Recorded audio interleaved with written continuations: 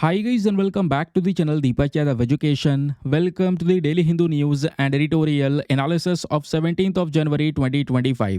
तो गाइज आज है तारीख 17 जनवरी 2025 और है फ्राइडे। देखेंगे आज के द हिंदू कंप्लीट न्यूज़पेपर को एनालाइज करेंगे। बट लेक्चर में आगे बढ़ने से पहले अगर आपको इस लेक्चर का पीडीएफ चाहिए तो क्या करना है, सबसे पहले डाउनलोड करना है टेलीग्राम, देन उसके बाद जाके सर्च बॉक्स में टाइप करना दीपक यादव एजुकेशन यूपीएससी।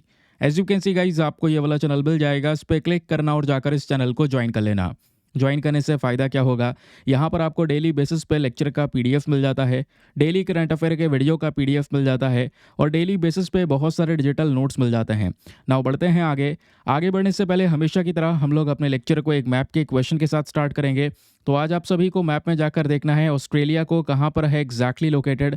इसको अच्छे से मैप में देखना, देन उसके बाद आकर नीचे कमेंट सेक्शन में टाइप करना, जिससे कि आप लोग इसको लंबे समय तक याद रख पाओगे। तो चलिए शुभ आरंभ करते हैं और चलते हैं सबसे पहले थंबनेल वाले इंपॉर्टेंट आर्टिकल की तरफ। तो दोस्तों आज के न्यूज़पेपर में फर्स्ट पेज पर ही आपको ये आर्टिकल देखने को मिल जाएगा, जहां पर 8th पे कमीशन के बारे में डिस्कशन हो रहा है। तो गवर्नमेंट की साइड से या कहें तो प्राइम मिनिस्टर ने 8th पे कमीशन को अप्रूवल दे दिया है, इसको मंजूरी मिल चुकी है। नाउ क्वेश्चन यहाँ पर यह है कि इस पे कमीशन का बनने के बाद में इम्पैक्ट क्या पड़ने वाला है। इससे पहले जो अभी तक पे कमीशन चलता था वो 7th पे कमीशन था, तो दोस्तों वो 2026 तक चलने वाला है। तो 2026 के बाद जो नया 8th पे कमीशन आएगा वो किस तरीके से जो यहाँ पे सेंट्रल गवर्नमेंट के एम्प्लॉयज़ हैं उन सरकारी कर्मचारियों की सैलरीज को इंक्रीज़ करेगा, ये सब चीज़ें यहाँ पे चर्चाओं में हैं। एक एक करके हर एक एस्पेक्ट जानना बहुत ही ज़्यादा ज़रूरी है, क्योंकि दोस्तों मैं आपको पता है बहुत सारे न्यूज़ आर्टिकल डेली कवर करवाता हूं और इस तरीके से हम एक चीज़ को कवर करते हैं जो प्रीलिम्स में, मेंस में कहीं पर भी क्वेश्चन है तो आप उसको आराम से अटेम्प्ट कर सकें।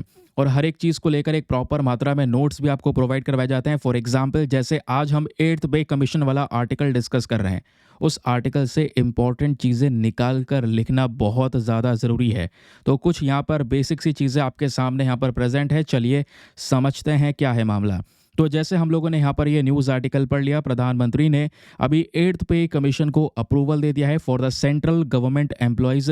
केंद्र सरकार के अंडर में जितने भी सरकारी कर्मचारी हैं उनकी सैलरीज हो गया, उनके और भी बहुत सारी चीज़ें होती हैं जो दोस्तों यहाँ पर डिसाइड की जाएंगी। उसके ऊपर में बहुत सारे नए नए रिकमेंडेशंस आने वाले हैं, ध्यान में रखिएगा।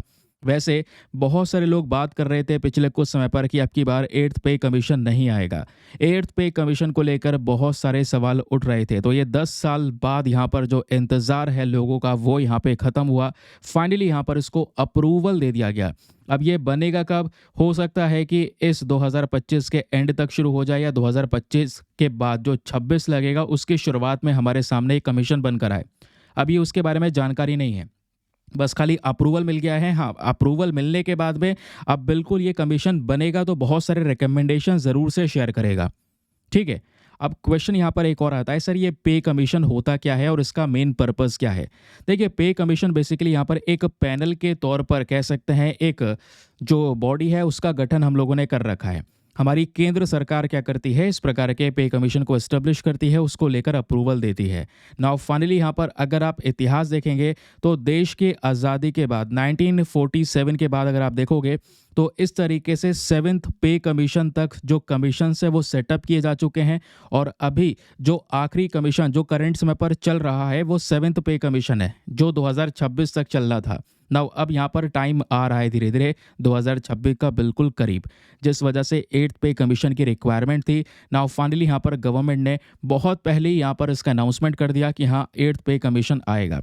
ठीक है, अब जो ये 8th पे कमीशन आएगा वो क्या करेगा, सरकारी कर्मचारी की जो सैलरीज हैं, गवर्नमेंट एम्प्लॉयज़ की तनख्वाह को यहाँ पर रिवाइज करने वाला है, उसको बढ़ाने वाला है। जैसे पिछले कुछ पे कमीशंस में हुआ है, अगर आप पिछले पे कमीशंस देखोगे, चाहे वो 6th पे कमीशन हो जैसे 2006 से 16 के बीच का है, उस समय पर मनमोहन सिंह जी की गवर्नमेंट थी 2006 में, तो उन्होंने बहुत सारी चीज़ों के अंदर में बदलाव किया, सैलरीज को यहाँ पर इंक्रीज़ किया। उसी प्रकार से 7th पे कमीशन में आपने देखा दोस्तों 2 लाख रुपये तक सैलरीज पहुँच गई, है ना, ऊंचे पद के जो यहाँ पर एम्प्लॉयज़ हैं स्पेशली उनकी। तो इस तरीके से हर साल क्या होता है, हर साल कह रहा हूँ, ये जो पे कमीशन जब आता है वो इस तरीके के रिकमेंडेशन देता है कि हाँ ऐसे सैलरीज को हाई करना है। अब क्या है, इस बार भी यहाँ पर इसका गठन हुआ। अब जब ये 8th पे कमीशन बना है तो आने वाले समय पर लगभग 1 करोड़ से भी ज़्यादा एम्प्लॉयज़ की यहाँ पर ये सैलरीज बढ़ा सकता है, क्योंकि यहाँ पे बोला जा रहा है कि लगभग जो 50 लाख एम्प्लॉयज़ हैं, है ना, उसके अलावा 65 लाख पेंशनर्स हैं, क्योंकि यहाँ पर केवल गवर्नमेंट एम्प्लॉयज़ पे ही फोकस नहीं किया गया है। स्पेशली वो लोग भी हैं जो रिटायर हो चुके हैं, जिनको पेंशन मिल रही है, उनकी पेंशन में भी इंक्रीमेंट हो सकता है। तो 50 लाख यहाँ पर हो गए एम्प्लॉयज़ और 65 लाख हो गए यहाँ पर पेंशनर्स। तो 1 करोड़ 15 लाख के आसपास यहाँ पर ऐसे लोग होने वाले हैं, जिनको बेसिकली यहाँ पर कह सकते हैं कि आने वाले समय पर सैलरीज थोड़ी सी बढ़कर मिलेंगी। अब जो भी डिसाइड करेगा वो 8th पे कमीशन डिसाइड करेगा। अब 8th पे कमीशन कब बनेगा वो थोड़ा समय आपको बताने वाला है। इस बजट के बाद में 8th पे कमीशन के लेकर जो डिस्कशंस है वो भी बहुत तेज़ी से बढ़ने वाले हैं, उसको भी याद रखिएगा। अभी आगे मैं आपको बताऊंगा, कुछ स्पेकुलेशन से शेयर की जा रही है, कुछ परसेंटेज में बताया जा रहा है कि हाँ इतने प्रतिशत से सैलरी इंक्रीज हो सकती है, वो भी आगे हम लोग यहाँ पर अभी समझेंगे, ठीक है। वो केवल स्पेकुलेशन है कि हाँ एक अंदाज़ा यहाँ पे बताया जा रहा है। अब जैसे मैंने आपको बताया, जो 7th पे कमीशन चल रहा है इसका अंत हो जाएगा 2026 में। 8th पे कमीशन एडवांस में ही अनाउंस कर लिया गया है, ठीक है। इसके चेयरपर्सन और 2 मेंबर्स को जल्द से जल्द अपॉइंट किया जाएगा। वो सब मिलकर यहाँ पे डिस्कशंस करेंगे, रिकमेंडेशन लेकर आएंगे कि किस तरीके से सैलरीज के अंदर में हाइक करना है। तो क्वेश्चन यहाँ पर ये आएगा, इसका फ़ायदा क्या होगा, इसका कोई इम्पैक्ट पड़ता है? बिल्कुल, इसके इम्पैक्ट को देखोगे तो इकॉनमी के ऊपर एक बड़ा इम्पैक्ट पड़ता है। जैसे जब ये 7th पे कमीशन आया था 2016 में, तो उस समय पर सरकार ने डिसाइड किया सैलरीज को बढ़ाने के लिए। अब जब यहाँ पे ऑब्वियस सी बात है, गवर्नमेंट एम्प्लॉय है तो गवर्नमेंट की साइड से यहाँ पर पैसा दिया जाता है उनको एज अ सैलरी के फॉर्म में या पेंशन्स के फॉर्म में। तो दोस्तों यहाँ पर गवर्नमेंट ने 7th पे कमीशन में लगभग 1 लाख करोड़ रुपीस जो है वो अपना रेवेन्यू एक्सपेंडिचर बढ़ा दिया था। तो हर साल यहाँ पे सरकार का 1 लाख करोड़ रुपए और ज़्यादा खर्च हो रहा था, यानी कि उन्होंने यहाँ पर ये जो सैलरीज है उसमें थोड़ा सा इंक्रीमेंट किया था। अब वही रिकमेंडेशन आप देख सकते हैं कि जो 8th पे कमीशन बना है वो आगे क्या देखेगा, क्या करेगा, उसके बारे में कोई ज़्यादा जानकारी नहीं है। लेकिन बताया जा रहा है कि आगे भी इस तरीके से सैलरीज को बढ़ाया जाएगा। और सैलरीज अगर बढ़ती हैं तो इन कर्मचारियों के पास में पैसा ज़्यादा आएगा, वो पैसा यहाँ पे मार्केट में खर्च करेंगे तो ऑटोमेटिकली वो जो अमाउंट है वो इकॉनमी के अंदर में रिसाइकिल होने वाला है, इकॉनमी को बेसिकली यहाँ पर आगे पुश करने वाला है, ग्रो करने वाला है। क्योंकि कंजम्पशन बढ़ेगा तो ऑटोमेटिकली यहाँ पर इकोनॉमिक ग्रोथ बढ़ेगी, क्योंकि आप जीडीपी पढ़ते ही हैं भाई, है ना। जीडीपी का फॉर्मूला पढ़ते हैं ना, कंजम्पशन प्लस इन्वेस्टमेंट प्लस यहाँ पर एक्सपोर्ट माइनस इंपोर्ट, ये पढ़ते ही हैं। वो टोटल हमारी इकॉनमी है। तो पैसा आएगा इनके पास में, कंजम्पशन इंप्रूव होगा, जो कि बेसिकली यहाँ पर जीडीपी को यानी इकॉनमी को ग्रो करेगा। ये एक सबसे बड़ा बेनिफिट होने वाला है। उसके अलावा यहाँ पे कुछ और भी इम्पैक्ट्स पड़ेंगे जिसको लेकर आगे डिस्कशंस होने वाले हैं। जो अलग अलग बॉडीज़ हैं, चाहे इसमें भारतीय मजदूर संघ हो या फिर सेंट्रल सेक्रेटेरिएट सर्विस फोरम हो, सभी बॉडीज़ यहाँ पर गवर्नमेंट के इस पर्टिकुलर स्टेप की यहाँ पर तारीफ़ कर रही हैं और कहना है कि भाई हम ये मानते हैं प्रोग्रेसिव स्टेप है। और आगे देखेंगे रिकमेंडेशन कैसे आते हैं कि भाई चीज़ें बदलती हैं या नहीं बदलती हैं या अनचेंज रहती हैं, वो देखा जाएगा। लेकिन नो डाउट रिपोर्ट्स बताती हैं कि आने वाले समय पर 8th पे कमीशन बड़े लेवल पर सैलरी हाइक करेगा, ठीक है। अब उसमें बहुत सारी चीज़ें, बहुत सारे अलग अलग फैक्टर्स भी होते हैं, डियरनेस अलाउंस, ये सब फैक्टर्स भी आते हैं, ठीक है। तो उसके हिसाब से यहाँ पर वो जब वाकई में डिटेल्स आ जाएंगे, एग्जैक्ट रिपोर्ट आ जाएंगे कि हाँ ये डिसाइड किया गया है, तो उसका अनुमान सटीक तरीके से तभी लगाया जा सकता है कि हाँ कितना ज़्यादा सैलरी को बढ़ाया जाएगा। फिर अगर आप दोस्तों यहाँ पर ये देखेंगे कि जैसे अभी बजट सेशन आने वाला है, 1 फरवरी 2025 को बजट प्रस्तुत किया जाएगा पार्लियामेंट में। जैसे ही बजट आएगा उसके बाद इस जो यहाँ पर पे कमीशन है, 8th पे कमीशन, इसको लेकर जो डिबेट्स है वो और ज़्यादा बढ़ जाएंगी। इतना आपको समझ में आया कि मामला अभी तक क्या चल रहा है। अब सुनिए, हम अनुमान कुछ लगा सकते हैं क्योंकि ये तो नहीं पता कि होगा क्या एग्जैक्टली। वो तो 8th पे कमीशन में जो लोग यहाँ पर बैठेंगे, जो इस पैनल को चलाएंगे, वही यहाँ पर बताएंगे कि भैया क्या रिकमेंडेशन आने वाले हैं। लेकिन कुछ अनुमान है, एक्सपेक्टेड सैलरीज यहाँ पे बताई जा रही हैं, जिसमें यह बोला गया है कि 8th पे कमीशन क्या करने वाला है, फिटमेंट फैक्टर को बढ़ाएगा, कम से कम 2.86 तक ले जाएगा, जो इससे थोड़ा सा कम है करंट समय पर। ये फिटमेंट फैक्टर क्या होता है दोस्तों? फिटमेंट फैक्टर बेसिकली यहाँ पर एक ऐसा नंबर है जो कि बेसिक सैलरी से मल्टीप्लाई किया जाता है। फॉर एग्जाम्पल, आपका यहाँ पर कोई भी बेसिक सैलरी, यहाँ पर मान लो 10,000 रुपीज़ बेसिक सैलरी है, तो उसको क्या करोगे, इस फिटमेंट नंबर 2.86 से मल्टीप्लाई कर दोगे, जो यहाँ पर आपको अमाउंट मिलेगा वो आपकी सैलरी होगी। तो जो आपकी बेसिक सैलरी है उससे यहाँ पर इस नंबर को मल्टीप्लाई किया जाता है। तो कहने का मतलब है जितना ज़्यादा नंबर होगा फिटमेंट फैक्टर का, उतनी ज़्यादा सैलरी होगी, ठीक है ना। क्योंकि आपका जितना ज़्यादा नंबर होगा उसको आप बेसिक सैलरी से मल्टीप्लाई करेंगे, उतना ज़्यादा अमाउंट आपको सैलरी में मिलेगा। तो पहले ये कम था, उसको यहाँ पर 2.86 करा जा सकता है, ऐसा पहला अनुमान है। दूसरा एक्सपेक्टेशन क्या है? दूसरा एक्सपेक्टेशन है मिनिमम बेसिक पे का। जैसे यहाँ पे बोला जा रहा है कि कम से कम, जैसे मिनिमम बेसिक पे आज 18,000 है, तो इसको 18,000 से बढ़ाकर बेसिक पे कम से कम 34,560 करा जाएगा। अनुमान है, एक्सपेक्टेशन है। क्या होगा एग्जैक्टली वो ग्राउंड रिपोर्ट तब बताएगी बाद में। फिर जैसे मिड लेवल पे की बात होती है, तो लेवल 10 की जब सैलरीज दी जाती है, तो फॉर एग्जांपल करंट समय पर ये 56,100 है, इसको बढ़ाकर 67,320 कर दिया जाएगा, ये भी बताया जा रहा है। फिर लेवल 18 की जो सैलरीज होती हैं, इसको जैसे आज 2.5 लाख है तो इसको बढ़ाकर 3 लाख कर दिया जाएगा। तो इस तरीके का ये हाइक होने वाला है। और जो पेंशनर्स हैं उनको भी फ़ायदा मिलेगा। जैसे करंट समय पर जो मिनिमम पेंशन है 9,000 रुपये मिलती है मिनिमम, उसको अप्रॉक्सीमेटली 17,200 किया जाएगा। वो यहाँ पर जो भी फाइनल डिसीजन ये कमीशन करेगा, उसी के आधार पे हमारे पास में ये इन्फॉर्मेशन आएगी। ये बेसिकली एक्सपेक्टेशन है जिसको लेकर ढेरों रिपोर्ट्स पब्लिश हो रही हैं। आई होप आपको ये क्लैरिटी मिल चुकी है। मज़ेदार तरीके से ये पूरा का पूरा जो सेशन है उसका पहला आर्टिकल आपने कवर किया। चलिए आगे आते हैं। ऐसे ही दोस्तों हम बहुत सारे और भी न्यूज़ आर्टिकल्स कवर करने वाले हैं और अच्छी तरीके से कवर करेंगे। लेकिन आगे बढ़ने से पहले एक इंपॉर्टेंट इन्फॉर्मेशन, अगर आप लोग हमारे पेड ग्रुप्स को ज्वाइन करना चाहते हैं तो आपके पास में बढ़िया मौका है इसको ज्वाइन करने के लिए। यहाँ पर आपको डेली बेसिस पे करंट नोट्स के PDF वगैरह प्रोवाइड करवाए जाते हैं। फॉर एग्जांपल, जैसे अभी आप लोगों ने यहाँ पर ये देखा 8th पे कमीशन वाला आर्टिकल हमने पढ़ा, उसके बाद आज के सेशन में बहुत कुछ होने वाला है। जैसे जलीकट्टू के बारे में एक आर्टिकल प्रेजेंट है, ये हम लोग पढ़ने वाले हैं। ये PDF आप ध्यान से देखिएगा, इस PDF में हर एक वो चीज़ मेंशन की गई है जहाँ से एग्जाम में क्वेश्चन बन सकते हैं, मेंस में, प्रीलिम्स में। देखो ये दूसरा आर्टिकल है, आर्टिकल में कौन से पेपर से लिंक किया जा सकता है, आर्टिकल का फोटो लगा दिया गया है। चाहो तो आप यहाँ पे आर्टिकल पढ़ सकते हैं, आपको आर्टिकल भी क्लियरली दिखाई दे रहा है। तो सोर्सेस आपको पता है कि आप कहाँ से पढ़ रहे हैं। ये द हिंदू का सोर्स है ना। इसमें क्या क्या चीज़ें हैं, हर एक चीज़ फ़ोटोज़ के माध्यम से आपको यहाँ पर दिखाई गई हैं ताकि आपको अच्छी तरीके से क्लैरिटी मिले। फॉर एग्जांपल ये एक और आर्टिकल है जहाँ पे काशी तमिल संगमम के बारे में 3.0 के बारे में डिस्कशन हो रहा है। ये क्या है, इसका कल्चरल इंपॉर्टेंस क्या है, ये सब चीज़ें आप देख पा रहे हैं। इस तरीके से ऑर्गेनाइज करके ये जो PDF है डेली बेसिस पे आपको इस पेड ग्रुप में प्रोवाइड करवाया जाता है, जहाँ पे आपको न्यूज़ आर्टिकल भी मिल जाता है न्यूज़पेपर का, साथ ही साथ में उसको लेकर आपको पढ़ना क्या क्या है अलग से इन्फॉर्मेशन मिल जाती है। फॉर एग्जांपल ये टॉपिक है, इसके अलग से इन्फॉर्मेशन ये है, यहाँ से इस तरीके से क्वेश्चन बन सकते हैं, ये आप लोग देख पाएंगे। ठीक है, ये आप देख पाएंगे। इंडियन एक्सप्रेस का एक्सप्लेन सेक्शन पे आर्टिकल है। आजकल भारत और बांग्लादेश के बॉर्डर पर काफ़ी विवाद है, तो वो चीज़ें मेंशन की हैं। बॉर्डर पर कहाँ कहाँ पर विवाद है, कोई पर्टिकुलर मैप की रिक्वायरमेंट है, तो वो सब कुछ यहाँ पे आपको प्रोवाइड करवाए। फॉर एग्जांपल अभी जो इजराइल और हमास के बीच में सीज़ फायर डील हुआ है, अब केवल आर्टिकल पढ़ लोगे काम नहीं चलेगा। आर्टिकल के साथ साथ नोट्स बनाने हैं, कुछ एकदम सटीक पॉइंट्स आपको यहाँ पे प्रोवाइड करवा दिए हैं। इतने बड़े बड़े आर्टिकल्स आपके मतलब थोड़े पॉइंट में कवर कर दिए हैं।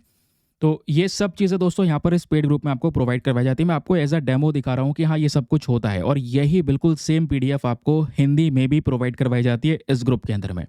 और अगर आप लोग चाहते हैं इस ग्रुप को ज्वाइन करना, पहले ही बता दूं इसका फ़ी पेमेंट कोई बहुत ज़्यादा नहीं है, just 499 for the life time access. जब तक आपका सिलेक्शन ना हो जाए तब तक आप 499 में ग्रुप को ज्वाइन करके रख सकते हैं। और डेली आपको ऐसे PDFs मिलते हैं जहाँ पे करंट अफेयर का हर रोज़ का कॉन्टेंट मिलता है। ग्रुप को ज्वाइन करने के लिए क्या करना है, व्हाट्सएप पर जाना। यहाँ पर आपको एक नंबर दिया गया है 8534873368। इस नंबर पर मैसेज कर देना कि I want to join this group. वहाँ पे आपको रिप्लाई मिलेगा, पेमेंट का प्रोसेस दिया जाएगा, और उससे ज़्यादा इंपॉर्टेंट आपको डेमो वीडियो का लिंक भी मिलेगा, उसको भी देख लीजिएगा एक बार, अच्छे से चेक कर लेना। उसके बाद सेटिस्फाई हो जाओ तो उसके बाद जाकर ये इन्वेस्टमेंट कर लेना। ठीक है, तो आगे आते हैं। और यार एक काम ज़रूर से कर दिया करो, मेक श्योर क्या करो, चैनल के ऊपर में जो सब्सक्राइब बटन है उसको ज़रूर प्रेस कर लो, क्योंकि हम 6 लाख सब्सक्राइबर के बिल्कुल करीब हैं। तो बेल नोटिफिकेशन भी ऑन कर लेना ताकि कल जब ये वीडियो अपलोड हो तो आपको इसके बारे में तुरंत इन्फॉर्मेशन मिल जाए। चलिए वापस आते हैं ट्रैक पे। अब बीच में कोई भी रोक टोक नहीं होगी, कोई एडवर्टीजमेंट नहीं होगा। एडवर्टीजमेंट जो था वो दे दिया गया ताकि आप सभी लोग जिनको नहीं पता है कि ये PDF गेन कैसे करना है वो आपको पता चल जाए। अब बात करते हैं अपने नेक्स्ट आर्टिकल की। यहाँ पे जलीकट्टू को लेकर डिस्कशन हो रहा है। कहोगे ये आर्टिकल है या फोटो है? न्यूज़पेपर द हिंदू में ये पब्लिश हुआ था। ये आप देख पाएंगे नीचे इसके अंदर एक जो लाइन है वो भी मेंशन कर रखी है कि जो ये जलीकट्टू का इवेंट है वो वेडनेसडे में आपको तमिलनाडु में देखने को मिलता है। इसको ऑर्गेनाइज़ किया गया जिस वजह से ये चर्चाओं में है। अभी आपको पता होगा कल मैंने रूस्टर फाइट के बारे में आपको पढ़ाया था, जिसकी वजह से वीडियो में एज रिस्ट्रिक्शन लग गया, लेकिन वो रूस्टर फाइट आपके एग्जाम के लिए इंपॉर्टेंट है। अब उसी तरीके से जलीकट्टू भी इंपॉर्टेंट है, लेकिन ये इंपॉर्टेंट कहाँ पे होगा? अपना सिलेबस अगर आपने पढ़ा है तो UPSC का GS पेपर नंबर 1 का सिलेबस ओपन कीजिए, इंडियन कल्चर और हेरिटेज का टॉपिक उसमें दिया गया है, वहाँ से आप इसको लिंक कर सकते हैं। तो मामला क्या है, जलीकट्टू दोस्तों एक लंबे समय से एक ट्रेडिशनल बुल टेमिंग स्पोर्ट है। एक ऐसा खेल है जो बेसिकली यहाँ पर कल्चरली एक इम्पॉर्टेंट रोल प्ले करता है तमिलनाडु के अंदर में। लंबे समय से इतिहास इसका बहुत पुराना इतिहास है। अब जैसे हम यहाँ पे एक वर्ड यूज़ किया है बुल टेमिंग स्पोर्ट। तो बुल टेमिंग का मतलब क्या है, यहाँ पर कुछ लोग होते हैं जो एक बुल को, इस तरीके से एक बैल होती है उसको कंट्रोल करते हैं, अपने कंट्रोल में लेने की कोशिश करते हैं। कोई भी यहाँ पर 15 से 20 सेकंड इस तरीके से कंट्रोल करके रखता है, ठीक है, विजेता घोषित हो जाएगा। तो कहोगे ये तो जो स्पेन में बुल फाइटिंग होती है कुछ इस प्रकार से होता है। नहीं, बुल फाइटिंग अगर आप देखोगे दोस्तों तो वहाँ पे सिंगल व्यक्ति होता है, उसको हाथ में कुछ दिया जाता है, वो यहाँ पर इस तरीके से बैल को छेड़ रहा होता है, वो सिंगल व्यक्ति है। यहाँ पे आपको मल्टीपल प्लेयर्स देखने को मिलेंगे, एक साथ यहाँ पे ग्राउंड में उतरते हैं और बहुत सारे लोग कोशिश करते हैं बुल को कंट्रोल करने की। जो सबसे देर तक कंट्रोल कर पाता है वो यहाँ पर विजेता घोषित कहलाता है, ठीक है। तो इस तरीके का ये स्पोर्ट होता है, इसको नाम दिया गया जलीकट्टू का। इसको लेकर बड़ी बड़ी कंट्रोवर्सीज, बड़े बड़े डिबेट्स हो चुके हैं, सुप्रीम कोर्ट तक में यहाँ पर केस जा चुका है इस खेल को लेकर। तो क्वेश्चन बन जाएगा कि बताइए भाई कौन से स्टेट का ये फेस्टिवल है। तो ये जो फेस्टिवल है दोस्तों तमिलनाडु का एक ट्रेडिशनल इवेंट है जो स्पेशली पोंगल फेस्टिवल के समय पर सेलिब्रेट होता है, यानी जनवरी के अंदर में। तो अभी जनवरी का महीना चल रहा है, ये इवेंट यहाँ पे हुआ जिस वजह से ये आर्टिकल चर्चाओं में आ गया। फिर आपसे क्वेश्चन बन जाए कि बताइए जलीकट्टू का मतलब क्या होता है। देखिए, क्योंकि यहाँ पर हम बात कर रहे हैं ये तमिलनाडु का कल्चरल स्पोर्ट है, तो ये जलीकट्टू जो वर्ड है तमिल के दो शब्दों से मिलकर बना है। एक है यहाँ पर जली जिसका मतलब है गोल्ड और सिल्वर कॉइन्स, एक है आपका कत्तू यानी कि tied to the bull horn, ठीक है। तो इस तरीके से यहाँ पर आप देख पाएंगे बुल के हॉर्न पे इस तरीके से ये बांधा गया है। तो ये जलीकट्टू, ये आपको दो तरीके के वर्ड नज़र आएंगे। क्वेश्चन ये है कि इस गेम को बनाया गया शुरुआत में, तो इसको लेकर क्या बोला जाता है, आखिरकार पर्पस क्या था ऐसा खेल यहाँ पर लेकर आने के पीछे का। तो पर्पस बोला जाता है कि भाई ये कहीं ना कहीं एक इंसान की ब्रेवरी को दिखाता है, एक इंसान की ताकत को दर्शाता है कि वो किस तरीके से यहाँ पर एक बैल को कंट्रोल कर सकता है। साथ ही साथ में इसका एक और मेन पर्पस है कि भाई हम अपने देश की, अपनी खुद के पर्टिकुलर एरिया की जो कैटल ब्रीड्स हैं उसको प्रिजर्व कर सकते हैं, उसको प्रोटेक्ट कर सकते हैं। क्यों? क्योंकि दोस्तों मैं आपको बता दूं जलीकट्टू में जो खेल होता है इसमें केवल वहाँ की कुछ लोकल ब्रीड्स को ही यूज़ किया जाता है इस गेम के अंदर में। तो सभी लोग यहाँ पर इस प्रकार की अपनी जो नेटिव कैटल ब्रीड्स है उसको हमेशा पालते हैं, अच्छा खासा यहाँ पर उनका पालन पोषण होता है। तो इससे क्या हो रहा है, नेटिव कैटल ब्रीड्स को भी पूरी तरह से सपोर्ट मिल रहा है। तो ये मेन पर्पस था जलीकट्टू के पीछे का, समझ में आ गया। लेकिन यहीं पर इसी जलीकट्टू का बहुत ही बड़ा कल्चरल इंपॉर्टेंस है, सांस्कृतिक तौर पर इसका यहाँ पर एक महत्व है। अब वो कैसे है ज़रा सुनिएगा। सबसे पहले फेस्टिवल इंपॉर्टेंस की बात करते हैं, क्योंकि ये हमारे पोंगल फेस्टिवल से एसोसिएटेड है। पोंगल एक बहुत बड़ा त्यौहार आपको देखने को मिल जाता है जो स्पेशली साउथ में बहुत बड़े लेवल पर सेलिब्रेट किया जाता है। इसको हम हार्वेस्ट फेस्टिवल भी बोलते हैं और यहाँ पे एक अच्छा बॉन्ड ह्यूमन, एनिमल, नेचर इनके बीच में शो किया जाता है। तो उस दौरान भी यहाँ पर ये जो जलीकट्टू गेम है इस स्पोर्ट को यहाँ पर रखा जाता है, ठीक है।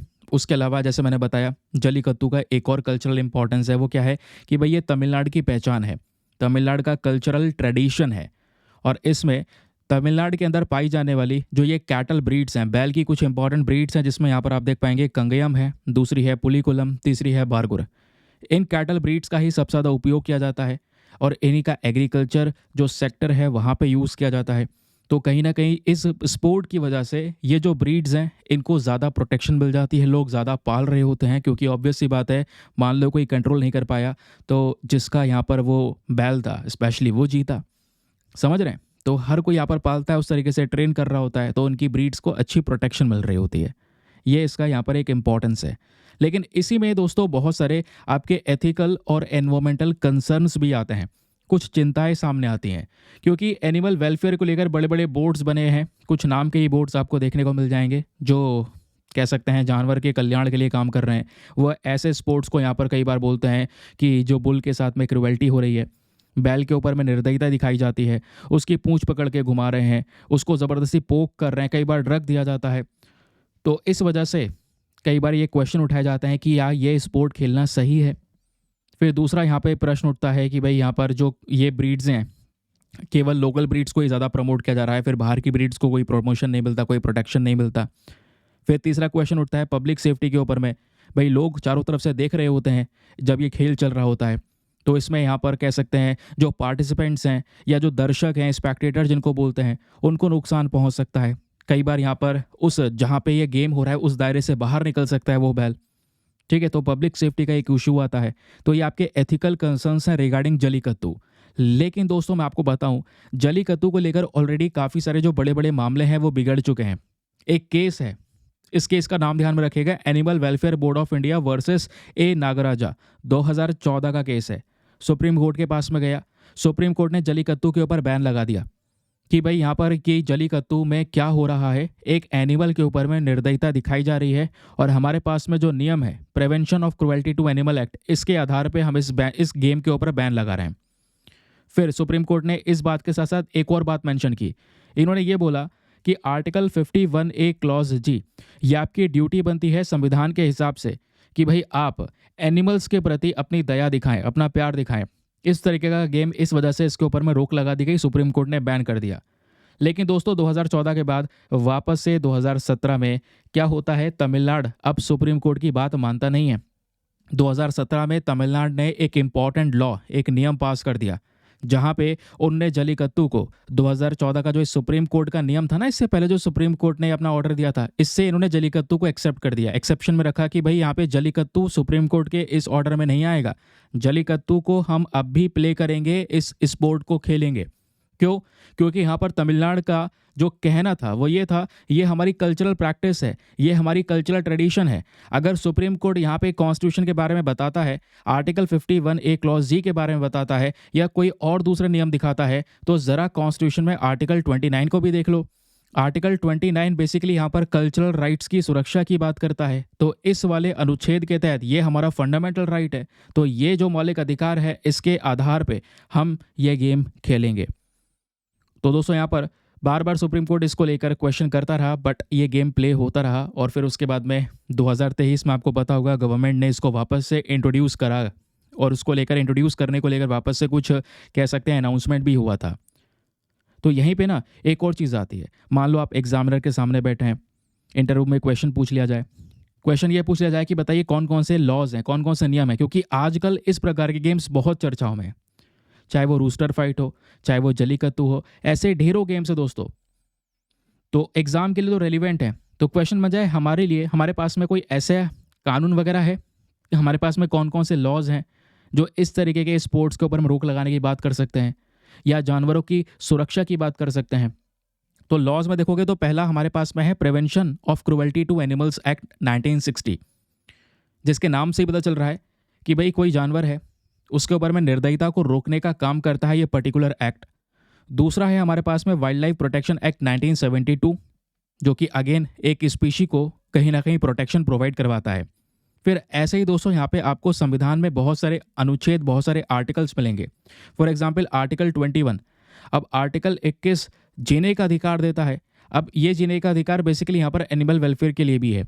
फिर उसी प्रकार से आर्टिकल 48 एंड 48A ये एनिमल हस्बेंड्री को प्रमोट करता है, एनवायरमेंटल प्रोटेक्शन को प्रमोट करता है। आर्टिकल 51AG ये आपकी फंडामेंटल ड्यूटी है और ये यहाँ पर ड्यूटी है कि भाई आप इन लिविंग क्रीचर के प्रति थोड़ा कंपैशन दिखाएं।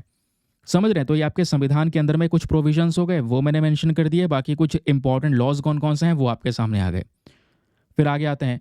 अब दोस्तों ऐसे ही ना गेम्स को लेकर, फॉर एग्जाम्पल जलीकट्टू को लेकर कई बार डिबेट चलती है।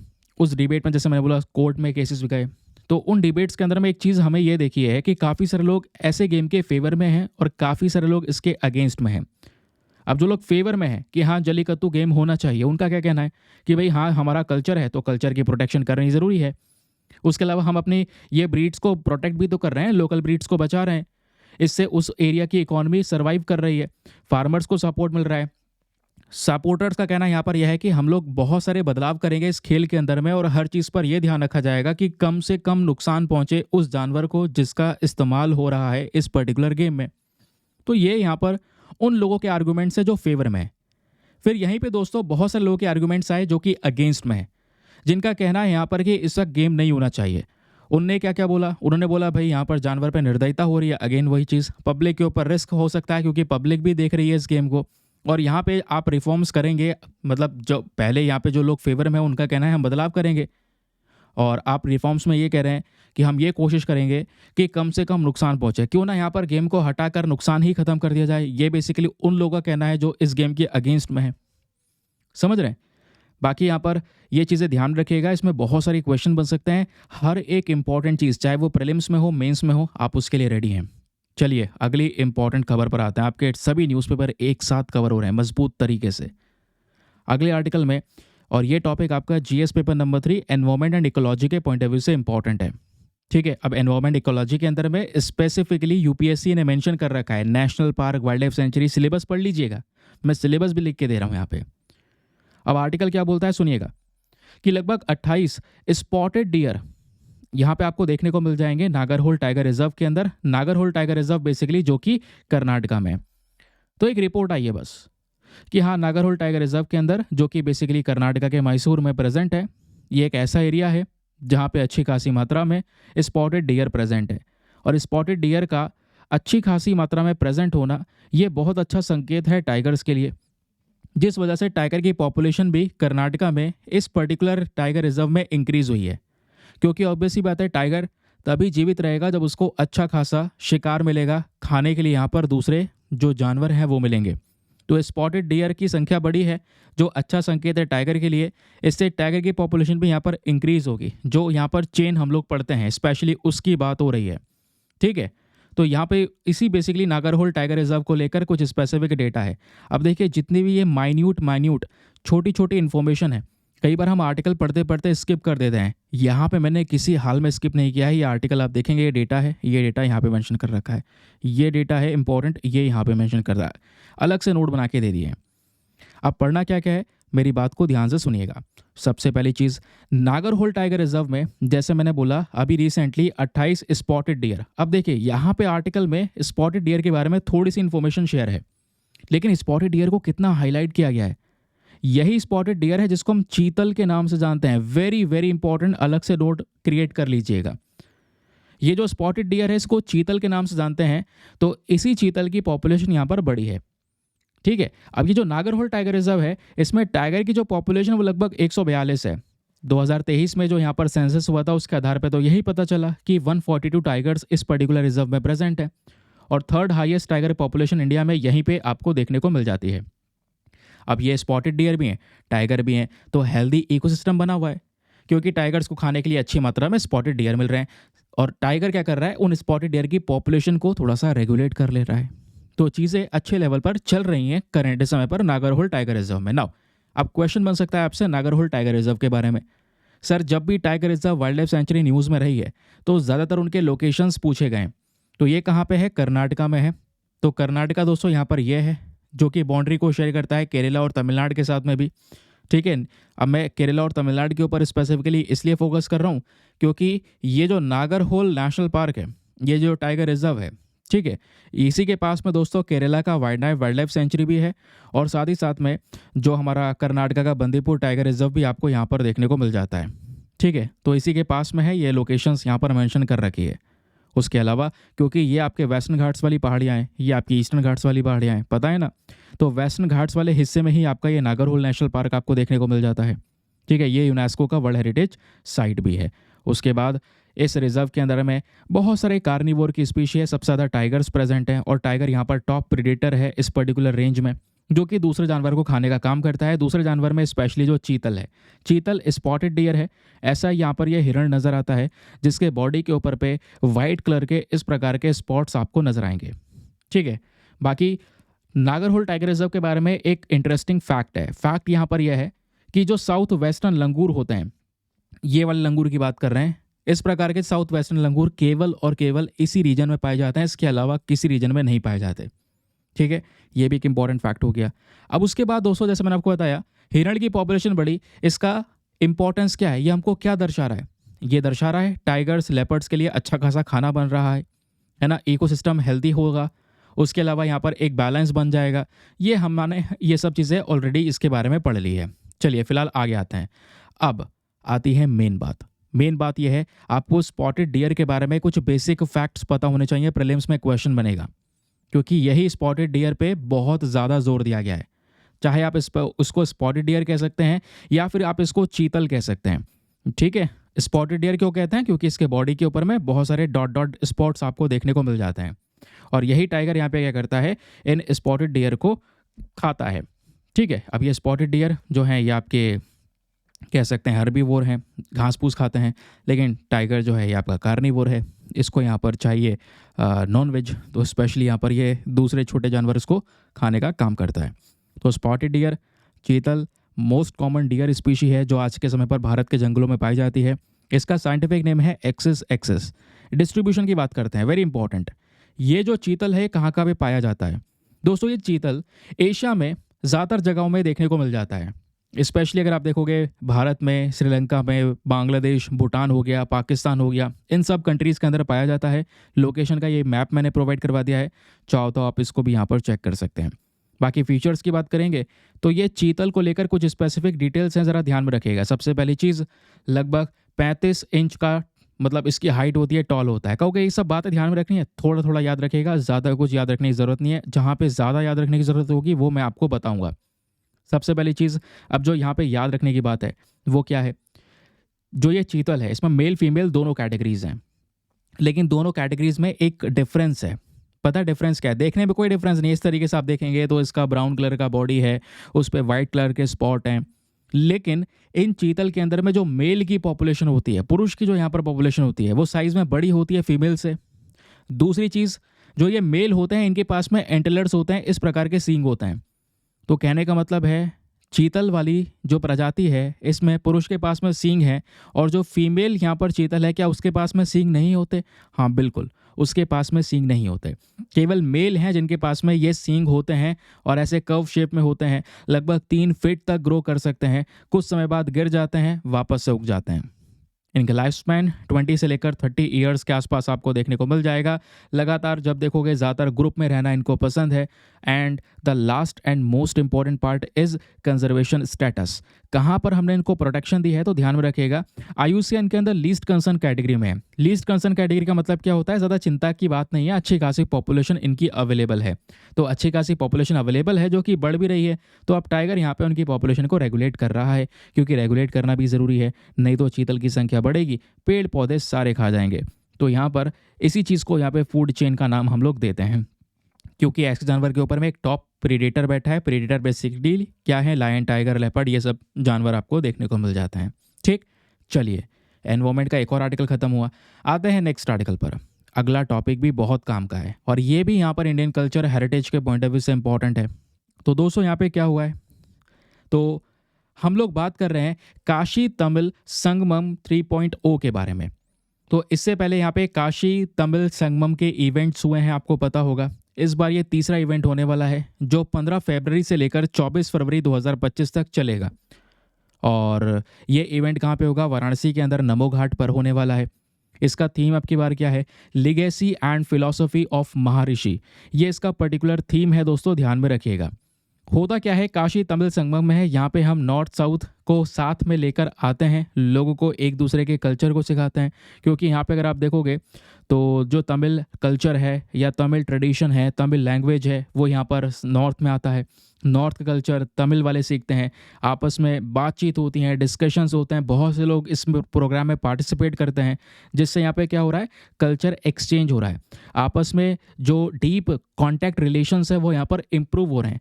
ये हमारा मेन पर्पज़ है तमिल संगमम 3.0 का। तो दोस्तों यहाँ पर मैं आपको इसके बारे में कुछ डिटेल्स बताता हूँ। जैसे अभी कुंभ का मेला चल रहा है, तो इसी कुंभ के मेला के साइड बाय साइड ये तमिल संगमम 3.0 देखने को मिलने वाला है। कहोगे हम ये क्यों डिस्कस कर रहे हैं? इसके पीछे का रीज़न है, आपके द हिंदू के अंदर में ही ये न्यूज़ आर्टिकल पब्लिश हुआ था, ध्यान में रखिएगा। मैं आपको एक बात और बता दूं, हमारे एनालिसिस में न्यूज़ आर्टिकल आगे पीछे ज़रूर से हो जाते हैं। जैसे यहाँ पर ये आर्टिकल कल का या परसों का होगा, वो आज मिल जाएगा। कुछ आर्टिकल आज के आज मिल जाएंगे, कुछ आर्टिकल आज के कल मिल जाएंगे। ऐसा करना बहुत ज़रूरी है, क्योंकि हर एक आर्टिकल को लेकर इनफ इन्फॉर्मेशन मिलना। दोस्तों अगर मैं बोलूँ सुबह सुबह आपको इन्फॉर्मेशन सब एक जगह पे मिल जाए, फिर ऐसे काम नहीं होगा, चाहे वो कितना भी कैसा ही क्यों ना हो। सुबह सुबह में करंट समय का न्यूज़पेपर, फॉर एग्जांपल आज का न्यूज़पेपर अगर आप पढ़ रहे हो और आप चाहते हो कि सर आज का न्यूज़पेपर A to Z ऐसे ही नोट्स के साथ में जैसे आपने ये प्रेजेंट किया है वो मुझे मिल जाए, ये इम्पॉसिबल है हर किसी व्यक्ति के लिए जो भी यहाँ पर इस प्लेटफॉर्म पर अवेलेबल है। मैं कितने टाइम से एनालिसिस कर रहा हूँ, लगभग मुझे 5 to 6 ईयर्स होने वाले हैं पढ़ाते पढ़ाते। तो आज का जो लेवल है ना दोस्तों, यहाँ पे मैं बहुत ज़्यादा डीप जा चुका हूँ। पहले भी इतना डीप पढ़ा चुका हूँ, आज के समय पर और डीप में जा चुका हूँ। लेकिन उसके पीछे का रीज़न यहाँ पर यही है, थोड़ा समय मिल जाता है आर्टिकल्स के ऊपर में रिसर्च करने का। फॉर एग्जांपल ये आर्टिकल था, इस पर अच्छी खासी रिसर्च हो गई, तो क्वेश्चन कहीं बनेगा, आप चूकोगे नहीं, इतना कह सकता हूँ। इतनी इन्फॉर्मेशन आपको यहाँ पर मैं प्रोवाइड करवा रहा हूँ, समझ रहे हैं? इसलिए आगे पीछे हो जाते हैं। आप ऑनेस्टी के साथ में फॉलो कीजिए। मैं खुद यहाँ पे बहुत स्पेशल तरीके से मेहनत कर रहा हूँ, आपको ज़रूर से फ़ायदा मिलेगा और मैं यही चाहूँगा आप लोगों का सिलेक्शन हो। और मैं क्या ही चाहूँगा कि हाँ, चैनल से मेरे ज़्यादा से ज़्यादा सिलेक्शन हो, और उसके लिए मुझे भी एक अच्छा कंटेंट प्रोवाइड करवाना होगा, तो मैं ही मेहनत कर रहा हूँ, आप भी करिए, ठीक है? चलिए, तो यहाँ पे बात कर रहे थे हम की अनाउंसमेंट्स के बारे में। तो जैसे मैंने आपको तमिल संगमम 3.0 के बारे में बताया, ये इन्फॉर्मेशन आ चुकी है। ये इवेंट ऑर्गेनाइज होने वाला है 15 फरवरी से लगभग 24 फरवरी के बीच में। यहीं इसी बीच में हमारे जो एजुकेशन मिनिस्टर हैं धर्मेंद्र प्रधान साहब, इन्होंने यहाँ पर क्या कर दिया, जो रजिस्ट्रेशन प्रोसेस है उसको यहाँ पर इनॉग्रेट कर दिया है। यानी आप इस प्रोग्राम के लिए रजिस्टर करवा सकते हैं। तो बताया जा रहा है तमिलनाडु से लगभग 1200 के आसपास जो लोगों का ग्रुप है वो इसमें पार्टिसिपेट करने वाला है। अब पार्टिसिपेंट्स क्या कोई स्पेसिफिक कैटेगरी के लोग कर सकते हैं? हाँ, तो यहाँ पे कुछ कैटेगरीज को मेंशन किया है जिसमें ऑलमोस्ट सभी लोगों को कवर कर लिया गया है। स्टूडेंट, टीचर, राइटर कोई पार्टिसिपेट करना चाहता है कर सकता है। फार्मर, आर्टिजन्स कोई कलाकार है वो करना चाहता है कर सकता है। प्रोफेशनल्स, स्मॉल एंटरप्रेन्योर्स करना चाहते हैं वो भी कर सकते हैं। वेमेन अलग अलग सेक्टर से करना चाहती हैं पार्टिसिपेट, वो भी कर सकती हैं। उसके अलावा यहाँ पर जो स्टार्टअप्स हैं, इनोवेशन, एडुटेक, रिसर्च सेक्टर, सभी कैटेगरीज को यहाँ पर अलाउ किया गया है। तो बेसिकली यहाँ पर एक स्पेशल ग्रुप भी बनाया जाएगा। बताया जा रहा है लगभग 200 स्टूडेंट्स का जो तमिल ओरिजिन के होंगे उनका ग्रुप बनाया जाने वाला है, जो बेसिकली यहाँ पर अलग अलग सेंट्रल यूनिवर्सिटीज़ में पढ़ रहे हैं वो भी पार्टिसिपेट करेंगे। यहाँ पे ज़्यादातर स्टूडेंट्स होने वाले हैं, आपस में एक दूसरे के साथ में एंगेज होंगे। तो हमारा मेन पर्पज़ होगा यूथ इन्वॉल्वमेंट को ज़्यादा से ज़्यादा यहाँ पर प्रमोट किया जाए। नाउ क्वेश्चन ये भी आता है, सर तमिल संगमम का कल्चरल इम्पोर्टेंस क्या है? कल्चरल इम्पोर्टेंस यही है कि जो तमिलनाडु है हमारा साउथ में है, काशी ऊपर यहाँ पे आप देखेंगे नॉर्थ में है, दोनों के बीच का जो बॉन्ड है उसको और ज़्यादा मजबूत करना। आज हम देख पाते हैं काफ़ी सारे फैक्टर्स हो जाते हैं जिसकी वजह से कई बार डिबेट छिड़ जाती है दोनों पर्टिकुलर रीजन्स में। हमारा मेन पर्पज़ है कि इस इवेंट को कहीं से कहीं तक कोई भी किसी प्रकार से पॉलिटिकली मोटिवेटेड ना करना। हमारा बस खाली मेन पर्पज़ यही है, दोनों रीजन्स में रिलेशंस को, इन बॉन्ड्स को और ज़्यादा मजबूत करना। बॉन्ड्स को मजबूत करना ज़रूरी है क्योंकि अगर इतिहास पढ़ा जाए। नाउ अब आइए दोस्तों हिस्ट्री के ऊपर में। अभी तक मैंने आपको कल्चर पढ़ाया, थोड़ा हिस्ट्री का पार्ट देख लीजिएगा। हिस्ट्री में क्या है, देखिए एक बहुत अच्छा इतिहास रहा है हमारे नॉर्थ साउथ कनेक्शंस का। कैसे, ज़रा सुनिएगा। तमिलनाडु और साथ ही साथ में यहाँ पर ये काशी, दोनों किस तरीके से इतिहास से जुड़े हुए हैं।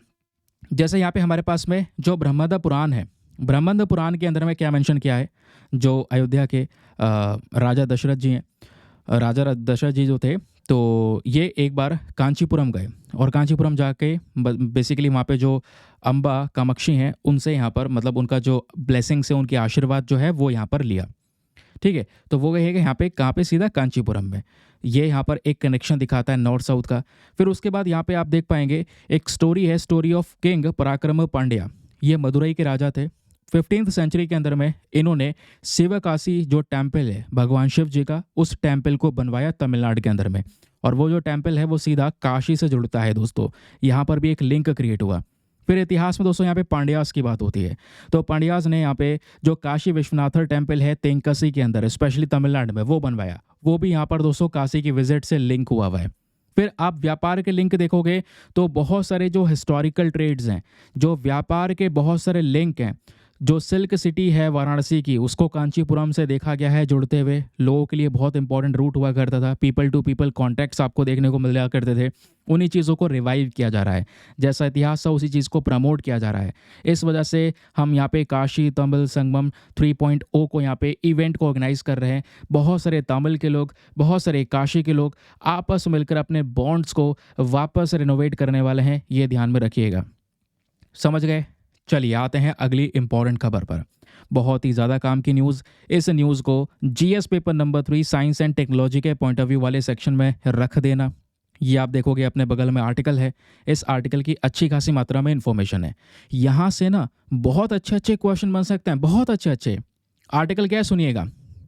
अभी जापान और अमेरिका दोनों ने मिलकर एक साथ चांद के ऊपर में अपना मिशन लॉन्च किया है।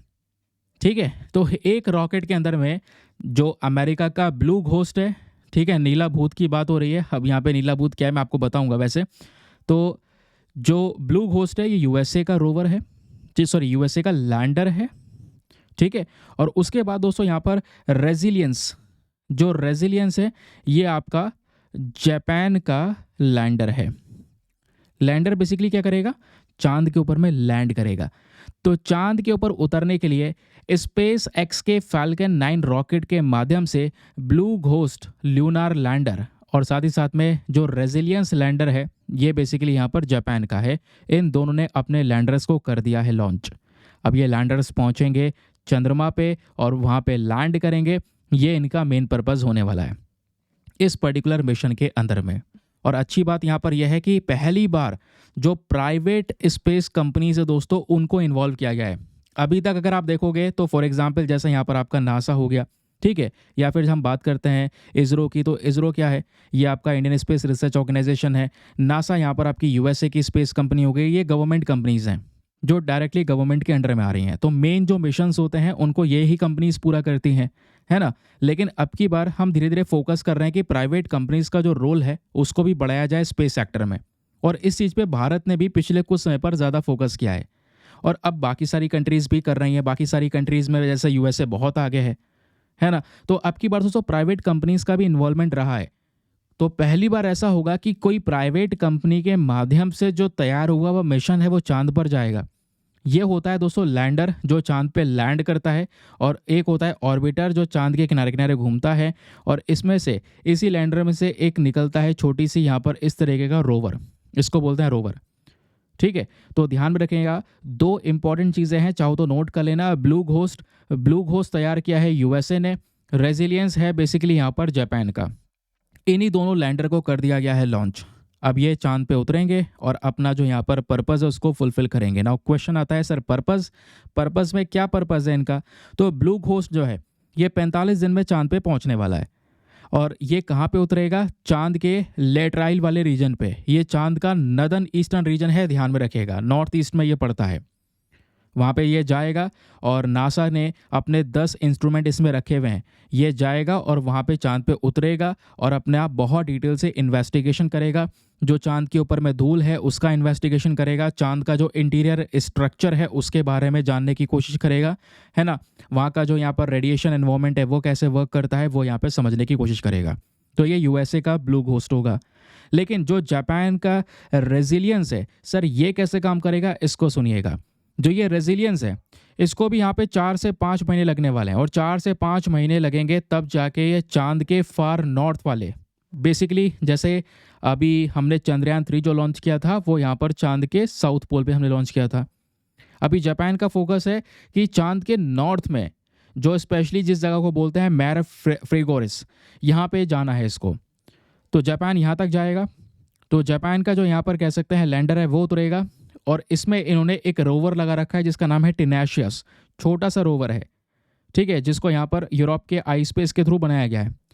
वो रोवर निकलेगा, रोवर निकलने के बाद में सरफेस से यानी चांद के सरफेस से कुछ मटेरियल उठाएगा, जो डस्ट वगैरह है उसको भी यहाँ पर एनालाइज करने की कोशिश करेगा। ठीक है, अब यहीं पर क्योंकि जैसे जैसे ये मिशंस लॉन्च हुए दोस्तों उसके बाद क्या हुआ, बोला ये जा रहा है कि चांद के ऊपर लैंड करना इतना आसान नहीं है, इसमें कुछ चैलेंजेस भी आते हैं। अच्छा, वो चैलेंजेस कैसे आते हैं सर। सबसे पहला चैलेंज है सॉफ्ट लैंडिंग करवाना। हमने ये फेस किया है, चंद्रयान 2 याद है, इसीलिए फेल हो गया था क्योंकि हम अपने लैंडर को सही तरीके से उतार नहीं पाए थे। लेकिन चंद्रयान 3 में वो सारी चीज़ें हमने पूरी कर दी। अब दिक्कत ये है ना, सॉफ्ट लैंडिंग करवा पाना मुश्किल है। दूसरा, चांद के ऊपर में बहुत सारे बोल्डर्स हैं, बड़े बड़े पत्थर हैं, क्रेटर्स हैं, बड़े बड़े गड्ढे हैं। कहाँ पे उतर जाए हमारा रोवर, हमारा लैंडर, उसका पता नहीं है। बोल्डर पे गिर जाए, टकरा जाए, खराब हो जाए, कनेक्शन टूट जाए, नहीं पता चलेगा। फिर हमारा भी तो ऐसे ही हुआ था, कनेक्शन टूट गया था। तो ये कुछ चैलेंजेस अपने पास में आ सकते हैं, ध्यान में रखिएगा। इसमें एक इंपॉर्टेंट चीज़ क्या है कि भाई एक कंपनी है जिसका नाम है इंट्यूटिव मशीन। ये टेक्सास बेस्ड कंपनी है और ये फर्स्ट प्राइवेट कंपनी है जो कहीं ना कहीं चांद के ऊपर में लैंड कर रही है। ठीक है, और ये कुछ चीज़ें धीरे धीरे करके बदल रही हैं करंट समय पर।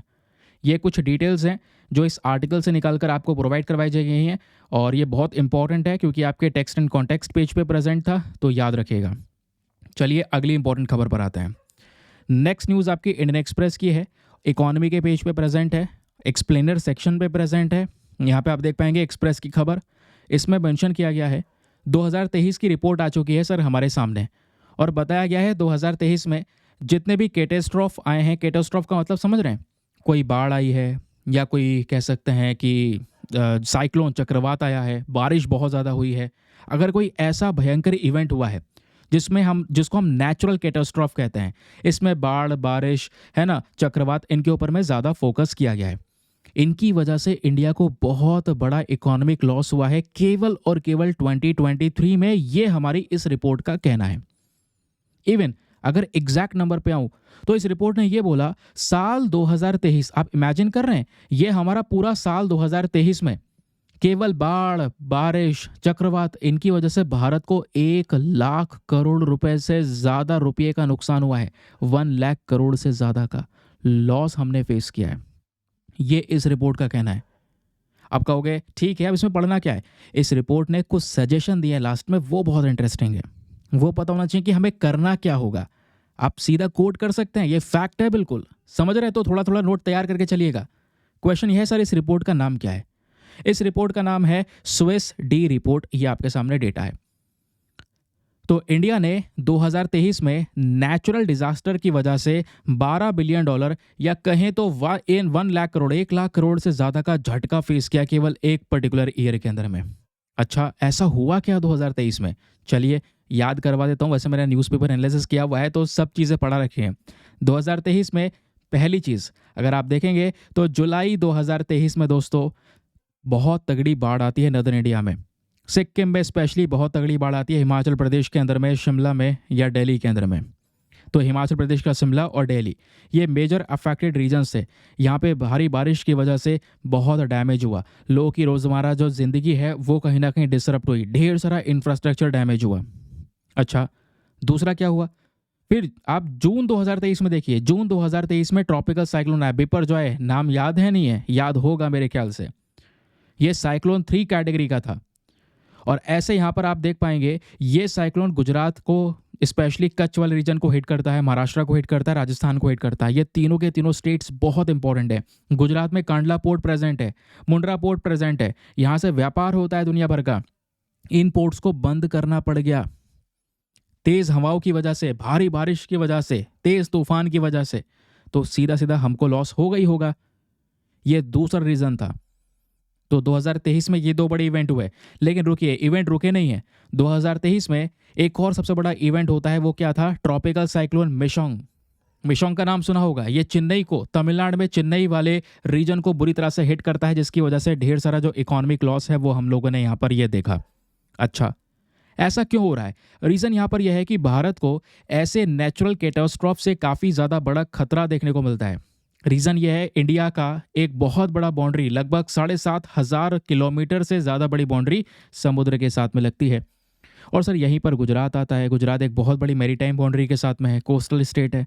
महाराष्ट्र कोस्टल स्टेट है, कर्नाटका कोस्टल स्टेट है, केरला है, तमिलनाडु है, आंध्र प्रदेश है, ओडिशा है, वेस्ट बंगाल है। और ज़्यादातर जब साइक्लोन आते हैं तो वो इन्हीं स्टेट्स को बुरी तरह से हिट करते हैं, जैसे आप यहाँ पर देख पाओगे। समझ रहे हैं ना? तो इंडिया में दिक्कत क्या होती है? भारत में हर साल अगर नेचुरल कैटास्ट्रॉफ की वजह से सबसे ज़्यादा जो नुकसान होता है उसके पीछे का रीज़न है बाढ़। भारी बारिश की वजह से बाढ़ आ जाना, इसकी वजह से हर साल कह सकते हैं एनुअल इनकम लॉस हमको होता ही होता है। और स्पेशली समर मानसून की बारिश याद होगी जून सितंबर में, आप कह सकते हैं 2018 में केरला में भयंकर बाढ़ आई, जिसको लेकर मूवी भी बनी रिसेंटली। उत्तराखंड 2013 में भयंकर बाढ़ आई, उसको कोई नहीं भूल सकता। ठीक है, 2013 में जो भयंकर बाढ़ आई थी, ये सीवर फ्लड था दोस्तों, ये मानसून के इन्फ्लुएंस की वजह से हुआ। ऐसे ही नॉर्थ ईस्टर्न मानसून की बात करते हैं तो अक्टूबर दिसंबर के बीच में हमको देखने को मिला 2015 में चेन्नई के अंदर फ्लड्स आए। तो बाढ़ कहीं ना कहीं एक मेजर कारण बना हुआ है, जो भारत को बड़े बड़े झटके दे चुका है इकोनॉमी के आधार पे।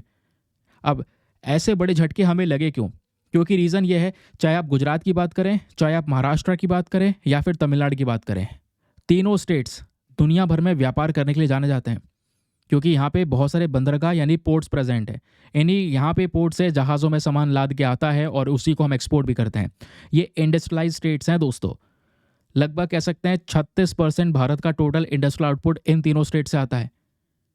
और अब तो ये तो सुनो, चलो इंडस्ट्रियल स्टेट है वो तो बात अलग हो गई, लेकिन गुजरात में दिक्कत क्या है? गुजरात में सबसे ज़्यादा बाढ़ आती है, साइक्लोन आता है, भूकंप आते हैं, अर्थक्वेक आता है, क्योंकि वो उस जोन में प्रेजेंट है। महाराष्ट्र में क्या है? अगेन फ्लड का इशू रहता है, समुद्र के किनारे है, साइक्लोन की दिक्कत रहती है। तमिलनाडु में क्या है? अगेन वही, तमिलनाडु में तो साइक्लोन की और बड़ी दिक्कत है। तो ये मेजर रीजंस हैं, समझ रहे हैं? और फिर ये तो बात हो गई ब्लड, जो हमारा फ्लड है, स्पेशली बाढ़ हो गई, उसकी बात हो रही है। फिर बात आती है अर्थक्वेक की, यानी भूकंप की। तो भूकंप का जो रिस्क है वो सबसे ज़्यादा आपको दिल्ली में देखने को मिलेगा। दिल्ली के अलावा अहमदाबाद, ये सिग्निफिकेंट हैजर्ड है, यहाँ पे प्रॉब्लम आती है एकदम, क्योंकि जो डेवलपमेंट हुआ है ना वो वर्टिकल डेवलपमेंट हुआ है। वर्टिकल डेवलपमेंट समझ रहे हैं? वो डेवलपमेंट कुछ इस प्रकार से, बड़ी बड़ी बिल्डिंग्स वगैरह क्रिएट की गई हैं। तो भूकंप आता है तो बेसिकली यहाँ पर ऐसा इंफ्रास्ट्रक्चर नहीं है जो उस चीज़ को झेल सके, तो तबाही ज़्यादा मचती है। ऐसे ही 2001 में भुज में अर्थक्वेक आया था और वो कहीं ना कहीं बड़े तबाही को लेकर अपने साथ में आया। ऐसी मेजर अर्थक्वेक आपको हिमालयाज में देखने को मिलते हैं, मुंबई वाले रीजन में देखने को मिलते हैं। तो ये भी एक मेन रीज़न है। तो क्वेश्चन यहाँ पर यह है कि ठीक है सब कुछ है, इसमें रिपोर्ट में एक चीज़ और बताई गई कि ये सब कुछ होने के बावजूद भी इंडिया में दिक्कत यह है कि आज ज़्यादातर लोगों के पास में इंश्योरेंस नहीं है। आपके पास अगर आपका इंश्योरेंस होगा तो कुछ होता है तो उसमें आपको थोड़ा पैसा मिल जाता है, तो ज़्यादा बर्डन आपके ऊपर नहीं पड़ेगा। आज 90% से ज़्यादा जो हाउस होल्ड्स हैं, जो घर हैं, बिजनेस हैं, वो अनइंश्योर्ड है, उनका कोई भी इंश्योरेंस नहीं हुआ है। कुछ भी घटा, कुछ भी खतरनाक हुआ, कोई पैसा नहीं मिलेगा, उनकी बर्बादी होने वाली है। समझ रहे हैं? और ऐसे यहाँ पे दो इंपॉर्टेंट फ्लड्स के नाम आते हैं, ध्यान में रखिएगा। अगर आप कहीं पर भी कुछ खतरनाक इवेंट्स के बारे में लिखना चाहते हैं, नेचुरल कैटेस्ट्रॉफ के बारे में लिखना चाहते हैं, मुंबई फ्लड 2005 ज़रूर से लिखना। मुंबई फ्लड 2005 में, मतलब 2005 में जो ये भयंकर बाढ़ आई थी मुंबई में, उसकी वजह से $5.3 बिलियन का नुकसान हुआ था। चेन्नई में जो 2015 में फ्लड आई, $6.6 बिलियन का नुकसान हुआ। ये बेसिकली इस रिपोर्ट का कहना है। अब रिपोर्ट यहाँ पर कुछ सोल्यूशन देता है, ये बहुत इंपॉर्टेंट पार्ट है, ध्यान से सुनिएगा। ये 3 पॉइंट बहुत इंपॉर्टेंट है। पहली चीज़ हमें क्या करना होगा, रिपोर्ट का कहना यह है कि भैया अपने देश में हाई रिस्क रीजन को देखिए, कौन कौन से रिस्क रीजन है जहाँ जहाँ पे तबाही बहुत ज़्यादा हो रही है, और हर एक चीज़ वो अपनाइए। वो कोशिश कीजिए कि भविष्य में अगर कुछ ऐसा होता है, बाढ़ आती है या भूकंप आता है, तो उससे ज़्यादा नुकसान ना हो। ऐसा इंफ्रास्ट्रक्चर आप डेवलप कर सकते हैं जो फ्लड प्रूफ हो, अर्थक्वेक प्रूफ हो। फिर दूसरा काम हो सकता है रिस्क असेसमेंट। आपको एडवांस मॉडल्स का यूज़ करना होगा। आज वेरियस टेक्नोलॉजी हमारे पास में मार्केट में प्रेजेंट है, तो आप यहाँ पर चेक कर सकते हैं, एक्यूरेट इवैल्यूएशन कर सकते हैं कहाँ कहाँ पर कितना ज़्यादा रिस्क प्रेजेंट है, उसके हिसाब से स्टेप्स लीजिए। और ज़्यादा से ज़्यादा आपको इंश्योरेंस प्रोग्राम चलाने होंगे ताकि आप इंश्योरेंस कवरेज करवा सके लोगों के घरों का, लोगों के बिजनेस का, ताकि कोई नुकसान होता भी है तो उनकी भरपाई तो हो सके यार, पैसा तो मिल सके उनको। तो ये बेसिकली आपको ऐसे ही कंक्लूजन के फॉर्म में देखने को मिलेगा। तो हमने क्या किया, अपना एक इंटरेस्टिंग सा ये आर्टिकल भी पढ़ लिया, एक लंबा चौड़ा आर्टिकल था, इस आर्टिकल की हर एक इन्फॉर्मेशन भी पढ़ ली, मज़ेदार तरीके से नोट भी क्रिएट हो गए। चलिए आगे आते हैं अगली खबर पे। अगली खबर और भी इंटरेस्टिंग है, ये भी एक्सप्लेनर सेक्शन पे है। तो दोस्तों, भारत और बांग्लादेश की जो बॉर्डर है, ये आज सबसे बड़ी बॉर्डर है। भारत इतने सारे देशों के साथ में बाउंड्री को शेयर करता है, आज हम सबसे बड़ी जो बाउंड्री शेयर करते हैं वो बांग्लादेश के साथ में करते हैं। अपने पास पे ये फोटो प्रेजेंट है, ये देखिएगा, मज़ेदार तरीके से समझ में आएगा। ये इंडिया अफगानिस्तान की बॉर्डर जो है ऊपर, ये सबसे ज़्यादा छोटी बॉर्डर है, 106 किलोमीटर की। और सबसे ज़्यादा बड़ी बॉर्डर भारत की बांग्लादेश के साथ में लगती है। आपको लग रहा होगा चाइना के साथ में लगती है, नहीं, बांग्लादेश के साथ में लगती है। ये है वो बॉर्डर जो बांग्लादेश के साथ में लगती है, लगभग 4096 किलोमीटर की। अगर आपको नंबर्स में देखना है तो एक फ़ोटो ये भी प्रोवाइड करवा दिया है। बांग्लादेश के साथ में सबसे बड़ी बॉर्डर लगती है भारत की, फिर उसके बाद China, then Pakistan, then Nepal, then Myanmar, then Bhutan, then Afghanistan. ठीक, चाहो तो इस तरीके से देख सकते हैं। अब कहोगे हम पढ़ क्यों रहे हैं, रीज़न क्या है, समझाता हूँ। ये वाला मैप देखिए दोस्तों, ये फ़ोटो है। अब ना भारत और पाकिस्तान, सॉरी भारत पाकिस्तान कह रहा हूँ, भारत और बांग्लादेश के बीच का जो बॉर्डर है उसमें फेंसिंग हुई हुई है। फेंसिंग समझ रहे हैं, तार, मतलब तार की जो है लाइन वगैरह वो खींच रखी है, तार लगा रखे हैं ताकि कोई इधर से उधर ना जाए। इस तरीके से आप देख पाएंगे वायर वगैरह लगा रखे हैं, समझ रहे हैं। अब जो ये फेंसिंग है, इसको लेकर बांग्लादेश ज़्यादा खुश नहीं है। बांग्लादेश के अंदर में जो गार्ड कर रहा है, क्योंकि भारत और बांग्लादेश का जो बॉर्डर है, वहाँ पे भारत की साइड से बीएसएफ खड़ी है, बॉर्डर सिक्योरिटी फोर्स, है ना, ताकि उस बॉर्डर की सुरक्षा की जा सके। तो दूसरी छोर पे बांग्लादेश की बॉर्डर गार्ड बांग्लादेश खड़ा है, बीजीबी खड़ा है। तो बीएसएफ और बीजीबी, ध्यान रखिए, बीएसएफ भारत की फोर्स है, बीजीबी बांग्लादेश की फोर्स है, ये बॉर्डर पे प्रेजेंट है। लेकिन रिसेंट समय पर बांग्लादेश के गार्ड्स ने हमारी जो ये फेंसिंग हुई है, जो ये बॉर्डर हुआ है, इस बॉर्डर के साथ में छेड़छाड़ी की है। तो उस छेड़खानी करने की वजह से ये मैटर चर्चाओं में, क्योंकि दोस्तों अभी भी अगर हम देखेंगे तो भारत और बांग्लादेश की बॉर्डर पर ऐसा नहीं है कंप्लीट बॉर्डर पर फेंसिंग है, कुछ कुछ जगह पर अभी भी ये फेंसिंग नहीं हुई है। तो ये बॉर्डर काफ़ी ज़्यादा खतरनाक है, क्योंकि लंबी चौड़ी बॉर्डर है, यहीं से बहुत ज़्यादा इलीगल इमिग्रेशन आता है। बांग्लादेशीज यहाँ पे इंडिया में एंटर कर जाते हैं। असम में आज बहुत सारे बांग्लादेशीज प्रेजेंट हैं जो इलीगल तरीके से रह रहे हैं। कैटल स्मगलिंग होती है, मानव की तस्करी होती है, दूसरे और क्राइम्स होते हैं, क्योंकि बॉर्डर इस तरीके का बना हुआ है। समझ रहे हैं? तो अगर आप देखोगे तो हमने यहाँ पे फेंसिंग कर रखी है। अब फेंसिंग कैसे कर रखी है? जैसे मैंने आपको बताया, भारत और बांग्लादेश का बॉर्डर 4096 किलोमीटर का है। इस बॉर्डर में लगभग 3141 यानी 3141 किलोमीटर की जो बाउंड्री है उसको ऑलरेडी फेंस किया जा चुका है। वहाँ पे तार लगाए जा चुके हैं। ज़्यादातर ईस्टर्न स्टेट्स कवर है, वेस्ट बंगाल कवर है, लेकिन कुछ हिस्सा अभी भी ऐसा है जहाँ पे तार नहीं लगाए गए। रीज़न क्या है कि भाई अगर वहाँ पे तार इसलिए नहीं लगाए गए क्योंकि आसपास के गांव के लोग नहीं लगाने दे रहे हैं, वो ऑब्जेक्शन कर रहे हैं, है ना। वहाँ का जो टेरेन है वो काफ़ी चैलेंजिंग है, कई नदियाँ गुजर रही हैं, तो वहाँ पे कैसे लगाएं वायर। तो ये भी एक बड़ा इशू है, समझ रहे हैं। फिर अब यहाँ पे क्या बोला जा रहा है, हाल ही में कुछ इंसिडेंट हुए, हाल ही में कुछ चीज़ें हुई जिसकी वजह से आज हम यहाँ पे भारत बांग्लादेश के बॉर्डर के इशू को पढ़ रहे हैं। अब वो इशू क्या हुआ, मालदा कालियाचक ब्लॉक, यहाँ पे फेंसिंग वर्क को शुरू किया गया। जो मालदा वाला हिस्सा है वेस्ट बंगाल का, वो भी यहाँ पे बांग्लादेश के साथ में बॉर्डर को शेयर करता है। तो वहाँ पे हमने क्या किया, वहाँ पे बॉर्डर नहीं थी, ये फेंसिंग नहीं थी, हमने तार लगाने शुरू कर दिए। कंस्ट्रक्शन चल रहा है। इस कंस्ट्रक्शन को बांग्लादेश के गार्ड्स ने रोकने की कोशिश की। वो कह रहे हैं कि ये कंस्ट्रक्शन आप नहीं कर सकते। वो हमें मना कर रहे हैं कि कंस्ट्रक्शन नहीं करनी है, फेंसिंग नहीं करनी है। समझ रहे हैं? वो बार बार इस मामले में दखल अंदाजी कर रहे हैं। तो यही मैटर बार बार उठ रहा है। तो कहोगे दखल अंदाजी करने वाले ये होते कौन है, रीज़न क्या है? दोस्तों रीज़न यहाँ पे इतिहास के कुछ अग्रीमेंट्स हैं। फॉर एग्जाम्पल अगर आप देखोगे तो भारत और बांग्लादेश के बॉर्डर को लेकर कुछ इंपॉर्टेंट गाइडलाइंस हमारे सामने हैं। जैसे 1975 का एक गाइडलाइन आपके सामने ये प्रेजेंट है। 1975 में जो ये जॉइंट गाइडलाइन हुआ, इसने ये बोला कि भारत बांग्लादेश की बाउंड्री थी जो है, उस बाउंड्री के 150 यार्ड के हिस्से में कोई भी डिफेंस स्ट्रक्चर नहीं बनाएगा। ध्यान से सुनना, डिफेंस स्ट्रक्चर। कोई डिफेंस को लेकर कुछ इंपॉर्टेंट चीज़ बनाना चाहता है तो वैसा काम बॉर्डर के 150 यार्ड के दायरे में ना ही इंडिया करेगा ना ही बांग्लादेश करेगा। ठीक है।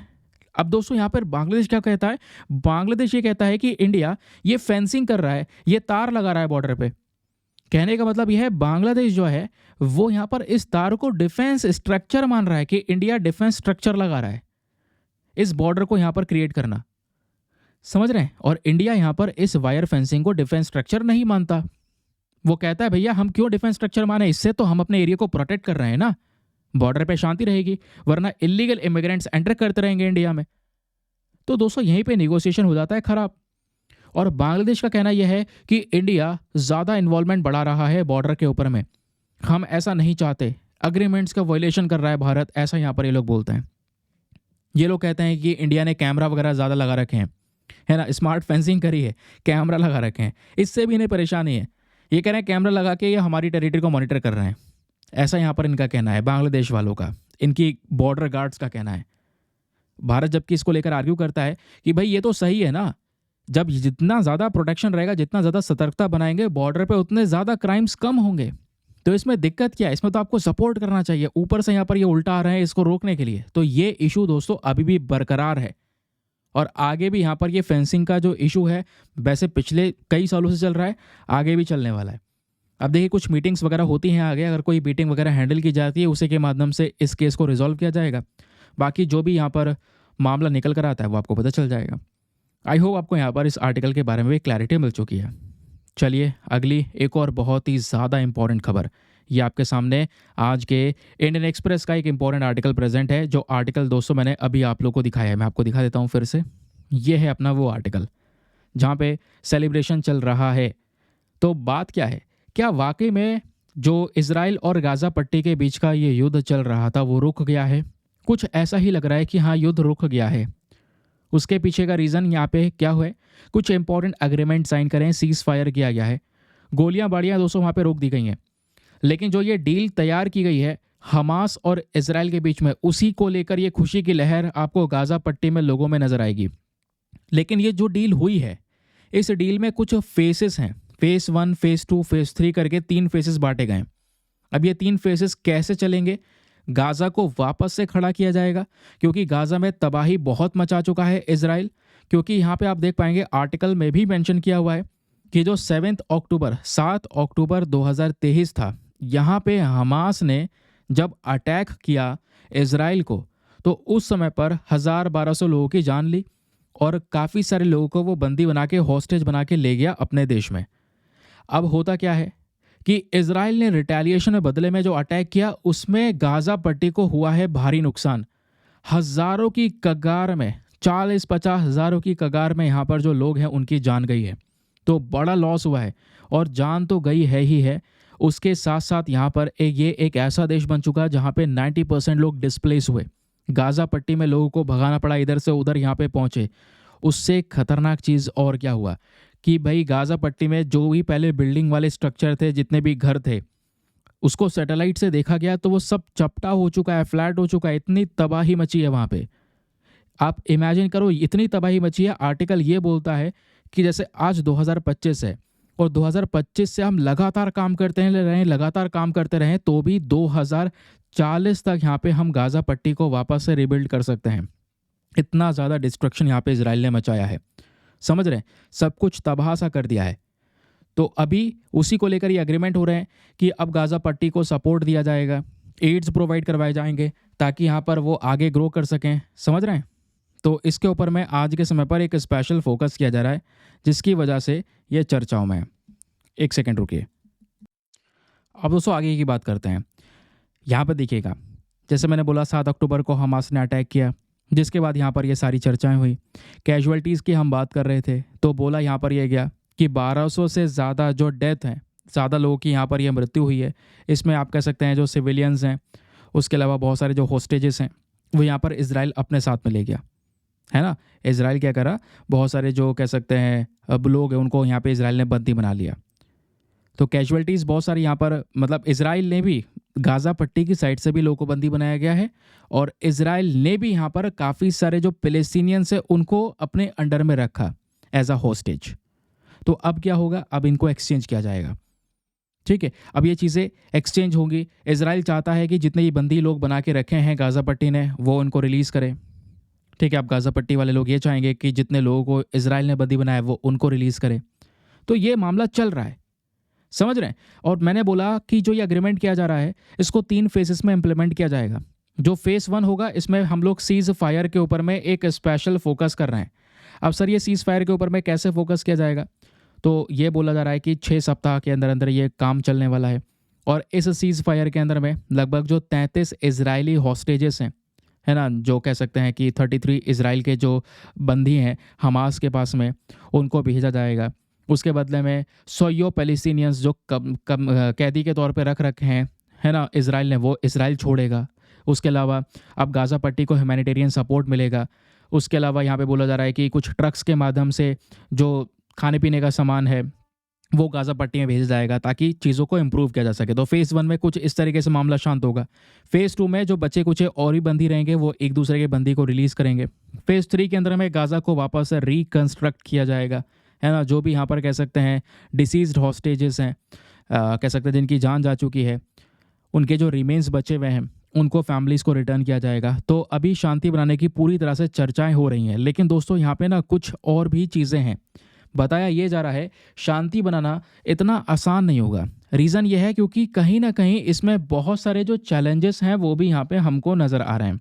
सर वो चैलेंजेस क्या हैं? सबसे पहला चैलेंज इस सीज़ फायर को लागू करने में आएगा वो है हमास की कंडीशन। या हमास के डिमांड्स, क्योंकि इसमें चैलेंजेस ही मेंशन कर रहे हैं। क्योंकि अब अग्रीमेंट क्या हो रहा है वो तो मैंने आपको बताया कि हाँ इस तरीके से मामला सुलझ रहा है, और इस मामले को सुलझाने में यूएस हो गया, इजिप्ट हो गया, सऊदी अरेबिया हो गया, ये सब मिलकर यहाँ पर इस डील को करवा रहे हैं। प्रॉब्लम पता है क्या है? प्रॉब्लम होगा हमास की डिमांड्स। ऐसा पहले भी हो चुका है, क्योंकि हमास लंबे समय से डिमांड कर रहा है कि इजराइल कंप्लीटली विड्रॉ कर ले, इजराइल पूरी तरह से गाजा पट्टी से बाहर निकल जाए, और जितने भी बंदी हमास के इजराइल ने पकड़ के रखे हैं सबको छोड़ दे। ये हमास की डिमांड है, समझ रहे हैं? दूसरी तरफ यहाँ पर क्या है, इजराइल की एक और डिमांड है। इजराइल की क्या ख्वाहिश है? इजराइल की ख्वाहिश है कि हमास को पूरी तरह से ख़त्म कर दिया जाए। इसी वजह से तो उसने गाज़ा पट्टी में इतनी ज़्यादा तबाही मचाई है ना। तबाही मचाने के पीछे का रीज़न क्या था? रीज़न यही था कि हमास को पूरी तरह से ख़त्म कर देना और ये झंझट ख़त्म करना, ऐसा यहाँ पर इजराइल कहता है। बट ऐसा हो नहीं सकता, क्योंकि हमास भी यही कहता है इजराइल ख़त्म कर, इजराइल को हम पूरी तरह से समझा देंगे। तो ये आइडियोलॉजी एक बन चुकी है, अब ऐसा कुछ हो नहीं सकता। तो थर्ड रास्ता शांति का ही यहाँ पर एक रास्ता है जिससे मामला सुलझाया जा सकता है। ठीक है, नहीं इजराइल ख़त्म हो सकता, नहीं यहाँ पर यह हमास या गाज़ा पट्टी ख़त्म हो सकता, समझ रहे हैं? फिर यहाँ पर आप कह सकते हैं नेतन्याहू का पॉलिटिकल पोजीशन, ये भी एक इम्पॉर्टेंट कह सकते हैं कि चैलेंज के तौर पर देखा जा सकता है। क्योंकि यहाँ पे अगर ये सीज़ फायर की जब बात हो रही है तो सीज़ फायर में खतरा हो सकता है, क्योंकि अभी नेतन्याहू को एज अ हीरो पोर्ट्रे किया जाता है इजराइल के अंदर में। क्योंकि ये जो वॉर है, इस वॉर में नेतन्याहू का पॉलिटिकल करियर और मजबूत हो गया है, जैसी तबाही नेतन्याहू ने मचाई है गाज़ा पट्टी में। बट ये जो डील है हमास के साथ में, ये इससे हो सकता है क्या, नेतन्याहू का जो पॉलिटिकल करियर है उस पर इम्पैक्ट पड़ सकता है, समझ रहे हैं? तो याद रखिएगा इसको, ये इंपॉर्टेंट है, एग्जाम में पूछा जा सकता है। चलिए दोस्तों, यहाँ पर अब आगे बढ़ते हैं। तो ये आपको समझ में आया किस तरीके से ऑब्स्टिकल्स आने वाले हैं। नेतन्याहू अपनी पोजीशन को चाहेंगे, तो इस वजह से इस डील में थोड़ी बहुत दिक्कतें आ सकती हैं। नाउ आते हैं नेक्स्ट आर्टिकल पर। अगला न्यूज़ आर्टिकल हमारे टेक्स्ट एंड कॉन्टेक्स्ट पेज पर रिसेंटली प्रेजेंट था, जहाँ पे बात हो रही है स्मॉल लैंग्वेज मॉडल के बारे में। दोस्तों, आपने दो प्रकार के मॉडल्स पढ़े होंगे, एक पढ़ा होगा LLM और एक पढ़ा होगा आपने SLM। LLM क्या है? यह है लार्ज लैंग्वेज मॉडल, और SLM क्या है? यह है आपका स्मॉल लैंग्वेज मॉडल। ये क्या है स्मॉल लैंग्वेज मॉडल जिसकी चर्चाएं हुई हैं? क्योंकि बताया जा रहा है बड़ी बड़ी जो टेक्नोलॉजी कंपनियां हैं, टेक फर्म्स हैं, उन्होंने अपना जो ये लार्ज लैंग्वेज AI मॉडल है, मतलब उन कंपनियों का जो LLA है, उसने छोटे छोटे वाले लैंग्वेज मॉडल्स को भी अब लॉन्च करना शुरू कर दिया है। तो दोनों के बीच का फ़र्क क्या होता है, चलिए मैं आपको बताता हूँ। जो ये स्मॉल लैंग्वेज मॉडल है, नाम से ही पता चल रहा है, ये छोटे फील्ड में ऑपरेट करता है, और जो लार्ज लैंग्वेज मॉडल है ये बड़े लेवल पर ऑपरेट करता है। तो कहोगे इसमें फ़र्क क्या हुआ? पहले ये चीज़ें हैं क्या, सुनिएगा। आपने ChatGPT का नाम सुना है, GPT-3, GPT-4 भी आ चुका है अब। तो ये आपकी सारी प्रॉब्लम्स को सॉल्व करता है, आपको बस खाली इन्फॉर्मेशन देनी होगी, उसको प्रोसेस करेगा, उसको यहाँ पे सॉल्व करेगा। अब ये GPT जो 3 है, ये आपका LLM है, लार्ज लैंग्वेज मॉडल है, बड़े स्तर पे काम करता है। इसमें आपको ज़्यादा कंप्यूटेशनल इंटेंसिटी की यहाँ पर आवश्यकता होती है, डेटा रिक्वायरमेंट बहुत ज़्यादा चाहिए होता है। जबकि स्मॉल लैंग्वेज मॉडल जो है ये छोटी छोटी चीज़ों पे फोकस करेगा बस। इस वजह से यहाँ पर इसको स्मॉल लैंग्वेज बोला गया है। स्मॉल क्यों है? क्योंकि यहाँ पर इसमें छोटे नंबर ऑफ पैरामीटर्स हैं, जबकि जो LLM है, GPT-3 वगैरह, ये बड़े लेवल पर वर्क करता है। इसमें आपको कंप्यूटेशनल पावर कम चाहिए होती है स्मॉल वाले में, लेकिन बड़े लेवल पर काम करना है तो आपको ज़्यादा डेटा चाहिए होगा, ज़्यादा कंप्यूटेशनल पावर चाहिए होगी, है ना। ज़्यादा कह सकते हैं मेंटेनेंस चाहिए होगा, रेगुलर बेसिस पे यहाँ पर उसको अपडेट करना होगा, बहुत सारी चीज़ें चाहिए होती हैं। तो वो यहाँ पे बोला जा रहा है। तो SLM जो है ये छोटे लेवल पर काम करता है, LLM आपका बड़े लेवल पर काम करता है। ज़्यादा कुछ नहीं है, बेसिक सी चीज़ थी। फिलहाल आगे आते हैं अगले आर्टिकल पर। नेक्स्ट आर्टिकल में बात हो रही है 15 कन्याकुमारी के जो फिशरमैन हैं यानी मछुआरे हैं, उनको डिएगो गार्शिया के पास में डिटेन कर लिया गया है। डिएगो गार्शिया में ही यहाँ पर क्या कर लिया गया है, कस्टडी में ले लिया गया है। वो मछुआरे मछली पकड़ रहे थे, तो इसी डिएगो गार्शिया आइलैंड के ऊपर में उनको पकड़ लिया गया। तो सर ये जो डिएगो गार्शिया आइलैंड है ना, इसका लोकेशन हमारे लिए बहुत इंपॉर्टेंट है, यहीं से क्वेश्चन आप लोगों के लिए बनेगा। ये न्यूज़ है और इस न्यूज़ को यहाँ पर मैंने ये एक्सप्लेन कर दिया है।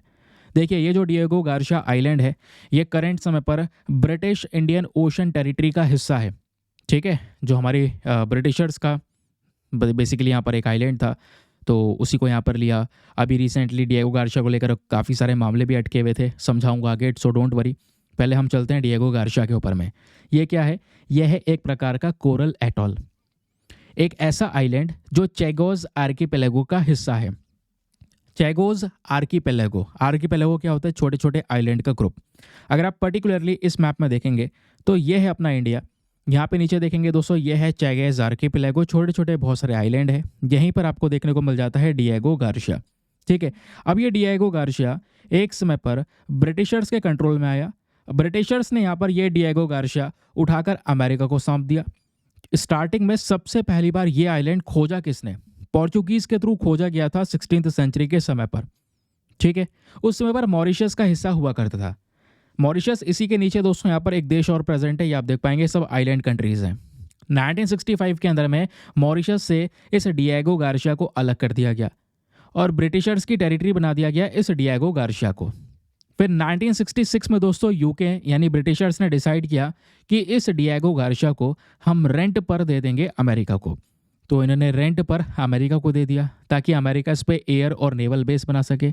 तब से यहाँ पर अमेरिका ने एयर और नेवल बेस बनाकर इसके ऊपर में अपना दबदबा बना रखा है। ठीक है, आज अमेरिका का ही यहाँ पर एक इम्पॉर्टेंट स्ट्रेटेजिक बेस माना जाता है ये डिएगो गार्शिया। लेकिन हाल ही में जो यूके की सरकार है ना, ब्रिटिशर्स हैं, उन्होंने यहाँ पर ये डिक्लेयर किया कि जो चैगोस आर्कीपेलागो है, यानी ये जो चैगोस आर्कीपेलागो ऐसे छोटे छोटे ग्रुप्स हैं, ये सब यहाँ पे मॉरिशस को ट्रांसफ़र करने चाहिए। ये बेसिकली यहाँ पर रिसेंटली अनाउंसमेंट किया गया था, समझ रहे हैं? तो ये चर्चाओं में है डिएगो गार्शिया, ध्यान में रखिए। रिसेंट भी चर्चा में था, अभी वापस से न्यूज़ में आ चुका है, क्योंकि भारत के मछुआरे कन्याकुमारी से जब यहाँ पर आए तो डिएगो गार्शिया के अंदर में इनको कस्टडी में ले लिया गया, डिटेन कर लिया गया। ठीक है, चलिए अगली इंपॉर्टेंट खबर पर आते हैं। अगली इंपॉर्टेंट न्यूज़ एग्जाम के लिए रेलिवेंट होने वाली है। अगेन ये भी कल्चर के पॉइंट ऑफ व्यू से इंपॉर्टेंट है। खबर आपके सामने है। बहुत सारे जो श्रद्धालु हैं, पिलग्रिम्स हैं, वो साबरीमाला टेम्पल में खड़े हैं ताकि जो बेसिकली यहाँ पर एक फेस्टिवल है जिसका नाम है मकरविलक्कू, इस फेस्टिवल को सेलिब्रेट कर सके। तो परसों यहाँ पर दोस्तों इसको सेलिब्रेट किया गया है। लॉर्ड अयप्पा जी से यहाँ पर रिलेटेड है, अभी हम पढ़ेंगे। तो साबरीमाला मंदिर में सारी तैयारी हुई थी इस मकरविलक्कू फेस्टिवल को सेलिब्रेट करने के लिए। तो फेस्टिवल सेलिब्रेट भी हुआ। बहुत सारे पुलिस यहाँ पर तैनाती, 5000 से ज़्यादा पुलिस तैनाती, सिक्योरिटी मेजर्स थे, लोग इकट्ठे हुए, फेस्टिवल को सेलिब्रेट किया। सेलिब्रेशन के बाद मामला शांत हुआ। दोस्तों ये जो मकरविलक्कू फेस्टिवल है, ये बहुत ही ज़्यादा इंपॉर्टेंट एनुअल फेस्टिवल है। हर साल सेलिब्रेट होता है। कहाँ पे? केरला के अंदर एक मंदिर है जिसका नाम है साबरीमाला मंदिर। बहुत पॉपुलर टेम्पल है। इस टेम्पल में हर साल इस फेस्टिवल को सेलिब्रेट करते हैं। कब सेलिब्रेट करते हैं? मकर संक्रांति के दिन पर, जो अभी मकर संक्रांति निकली है। ये जो फेस्टिवल है ये क्या दर्शाता है? ये फेस्टिवल दर्शाता है कि भाई यहाँ पर कह सकते हैं एक पर्टिकुलर डे को जिसका नाम है मकरविलक्कू डे, एक बहुत ही ज़्यादा पवित्र दिन माना जाता है। इस दिन जो यहाँ पे लॉर्ड अयप्पा जी के ऑर्नामेंट्स हैं, उनके आभूषण हैं, जिसको यहाँ पर नाम दिया गया है तिरुवभरणम, तो इसको मंदिर में लेकर आया जाता है पेंडुलम प्लेस से। पेंडुलम प्लेस से यहाँ पर मंदिर में इस तरीके से लेकर आते हैं, आप ये देख पाएंगे। ठीक है, और जितने भी इनके ऑर्नामेंट्स हैं मंदिर में ले जाए जाते हैं। फिर रात में सेलेस्टियल लाइट हमें नज़र आती है। सेलेस्टियल लाइट की जब हम बात करते हैं तो इस तरीके से यहाँ पर आप देख पाएंगे दोस्तों, आसमान में इस तरीके का दृश्य, इस प्रकार की लाइट दिखाई पड़ती है। जब ये लाइट दिखाई पड़ती है, लोग सब देख रहे होते हैं, लोग यहाँ पर समझते हैं, लोगों का मानना है, लोगों का विश्वास है, लोगों का बिलीफ है कि लॉर्ड अयप्पा जो बेसिकली यहाँ पर विष्णु जी के ही अवतार हैं, तो लॉर्ड अयप्पा जी का यहाँ पर वो आशीर्वाद है, सेलेस्टियल लाइट का दिखना, ये सब चीज़ें होती हैं यहाँ पर इस फेस्टिवल के दौरान। बोला यह जाता है जो ये लाइट्स हैं दोस्तों, ये अपीयर होती हैं जो पोनाम बलेम्बू हिल है, जो पहाड़ियाँ हैं, आपको ये देखने को मिल जाएगी, पहाड़ियाँ नज़र आ रही हैं, इसी के जस्ट ऊपर ये लाइट आपको दिखाई पड़ रही होगी। नीचे यहाँ पर मंदिर में जल रहा जो दिया है जिससे आरती हो रही है, वो भी आपको यहाँ पर ये दिखाई देता है। ये फेस्टिवल यहाँ पे लंबे समय तक सेलिब्रेट होता है। ये जो आपका फेस्टिवल है जिसका नाम है मकरविलक्कू, जिसकी हम बात कर रहे हैं, तो ये ध्यान में रखिएगा मकर संक्रांति के बाद तक सेलिब्रेट होता है। ये फेस्टिवल 7 दिन तक चलता है। लास्ट में इस फेस्टिवल का जो अंत है वो एक रिचुअल के माध्यम से किया जाता है। उस रिचुअल, उस यहाँ पर कह सकते हैं जो हमारा काम होता है उसको बोलते हैं गुरुथी। गुरुथी में क्या होता है, जो चीज़ें हैं कुछ यहाँ पर चढ़ाना है ना, तो यहाँ पर वो चढ़ाया जाता है। जो गॉड्स हैं या गॉडेस ऑफ वाइल्डरनेस हैं उनको यहाँ पर शांत करने के लिए ऑफर किया जाता है। फिर उसके बाद में इस गुरुथी के बाद में कोई भी मंदिर में नहीं रुकता है। ठीक है, इन सब परफॉर्मेंसेस के बाद में, तो ये भी आपको ध्यान में रखना है। तो ये इंपॉर्टेंट है, कई बार कल्चर के पर्सपेक्टिव से पूछ लिया जाता है, पूछ लिया जाएगा कि बताइए मकरविलक्कू जो ये फेस्टिवल है, यह कौन सा स्टेट का इंपॉर्टेंट फेस्टिवल है, केरला का है, साबरीमाला टेम्पल में हर साल सेलिब्रेट होता है, या कौन से इवेंट पे सेलिब्रेट होता है, तो मकर संक्रांति में सेलिब्रेट होता है, ध्यान में रखिएगा। इससे रिलेटेड कुछ इंपॉर्टेंट प्लेसेस है जो मैंने आपको बताया। क्वेश्चन बन सकता है, बताइए मकर ज्योति कौन से फेस्टिवल से रिलेटेड है, तो अगेन इसी फेस्टिवल से रिलेटेड है। वो मकर ज्योति वही सेलेस्टियल लाइट है जिसके बारे में अभी मैंने आपको इन्फॉर्मेशन शेयर की थी। चलिए अगली इंपॉर्टेंट खबर पर आते हैं। आज की आखिरी खबर है, यहाँ पे क्लाउडेड लेपर्ड के बारे में डिस्कशन हो रहा है। Again a very important topic for your GS paper number 3 environment section. क्या बात हो रही है, एक नई स्टडी है, उस नई स्टडी ने यहाँ पे एड्रेस किया है। देखो कुछ इंपॉर्टेंट गैप्स यहाँ पे मेंशन करे गए थे, क्लाउडेड लेपर्ड का रहने सहने का तरीका और भी बहुत सारी चीज़ें जिसको लेकर जानकारी नहीं थी। तो कुछ इंपॉर्टेंट आर्टिकल्स पब्लिश हुए जहाँ पे सारी की सारी जो जानकारी है वो हमारे सामने यहाँ पर निकल कर आई है। तो क्लाउडेड लेपर्ड के बारे में पढ़ना बहुत ही ज़्यादा ज़रूरी है। यहाँ पे अगर आप देखोगे दोस्तों, क्लाउडेड लेपर्ड की दो प्रकार की स्पीशीज़ होती हैं। पहला है यहाँ पर क्लाउडेड लेपर्ड जिसका नाम है नियोफिलिस नेबुलोसा, और दूसरा यहाँ पर है वो है सुंडा क्लाउडेड लेपर्ड जिसका साइंटिफिक नेम है नियोफिलिस डियार्डी। दो प्रकार की प्रजातियाँ होती हैं क्लाउडेड लेपर्ड की, दोनों की स्पीशीज़ के नाम आपके सामने यहाँ पर ये प्रेजेंट है। ठीक है, अब ये देखिए जो आपका नियोफिलिस नेबुलोसा है ये ज़्यादातर साउथ ईस्टर्न एशिया वाले हिस्सों में पाया जाता है, और ये जो नियोफिलिस डियार्डी है ये ज़्यादातर सुमात्रा या बोर्नियो वाले रीजन में पाया जाता है। ये बहुत पुरानी स्पीशीज़ आपको देखने को मिल जाती हैं। इनका ज्योग्राफी अगर आप देखोगे यानी कहाँ कहाँ पे पाए जाते हैं, तो क्लाउडेड लेपर्ड की अच्छी खासी संख्या भारत में है। भारत के अलावा यहाँ पर ये सिक्किम में भी पाए जाते हैं। सिक्किम के अलावा वेस्ट बंगाल, मेघालय, त्रिपुरा, मिजोरम, मणिपुर, आसाम, नागालैंड, अरुणाचल प्रदेश, इन सब पर्टिकुलर स्टेट्स में इनकी पॉपुलेशन हमको देखने को मिलती है। और सबसे इम्पॉर्टेंट पॉइंट, यही क्लाउडेड लेपर्ड आज के समय पर मेघालय का स्टेट एनिमल भी है। ठीक है, ध्यान में रखिएगा। तो स्टेट एनिमल पूछा जा सकता है, तो मेघालय का स्टेट एनिमल है, और कई बार इसको लो ऑल्टीट्यूड या हाई ऑल्टीट्यूड दोनों पसंद है। क्वेश्चन यह है कि सर हम इसको क्लाउडेड लेपर्ड क्यों बोलते हैं, क्योंकि इसके बॉडी के ऊपर जो पैटर्न्स बने हैं वो ज़्यादातर क्लाउड की शेप में, बादल की शेप में बने हैं, इस वजह से इसको क्लाउडेड लेपर्ड का नाम दे दिया जाता है। इसका जो वज़न है लगभग 11 से लेकर 20 किलोग्राम के आसपास हो सकता है। उसके अलावा यहाँ पे अगर आप देखेंगे तो इसका जो कलर है वो मैंने आपको दिखाया, ब्राउन कलर है, वाइट ब्लैक कलर के काफ़ी सारे पैचेस हैं जिसके माध्यम से जो क्लाउड का शेप है वो दिया गया है। उसके अलावा इसकी जो टेल है वो काफ़ी ज़्यादा लंबी होती है ना। ब्लैक कलर के जो रिंग मार्क्स हैं वो यहाँ पर इसकी टेल के ऊपर, इसकी पूंछ पे प्रेजेंट होते हैं, ऐसे करके जैसे आप यहाँ पर देख पाओगे। बाकी इसके जो पैर हैं वो इस मजबूती से बने हुए हैं, अगर आप देखोगे ना तो पैर की लंबाई इतनी नहीं है, लेकिन पैर का जो यहाँ पर नीचे का जो एक तरीके से पंजा होता है उसका साइज़ बहुत बड़ा है, ताकि यहाँ पर ये किसी भी चीज़ को क्लाइंब कर सकें। क्लाइंब करने की एबिलिटी इनके पास में है, उल्टा लटक सकते हैं, हंट कर सकते हैं, पेड़ों के ऊपर में यहाँ पर ये चढ़ सकते हैं। ये फोटो आपको क्लाउडेड लेपर्ड का ही दिखाई पड़ रहा है। ठीक है, इनका लाइफ स्पैन 12 से लेकर 15 साल तक यहाँ पर जीवित रह सकते हैं। लास्ट में कंजर्वेशन स्टेटस ध्यान रखिए, क्योंकि एग्जाम में बहुत सारी जगह पे कंजर्वेशन स्टेटस पूछा जाता है।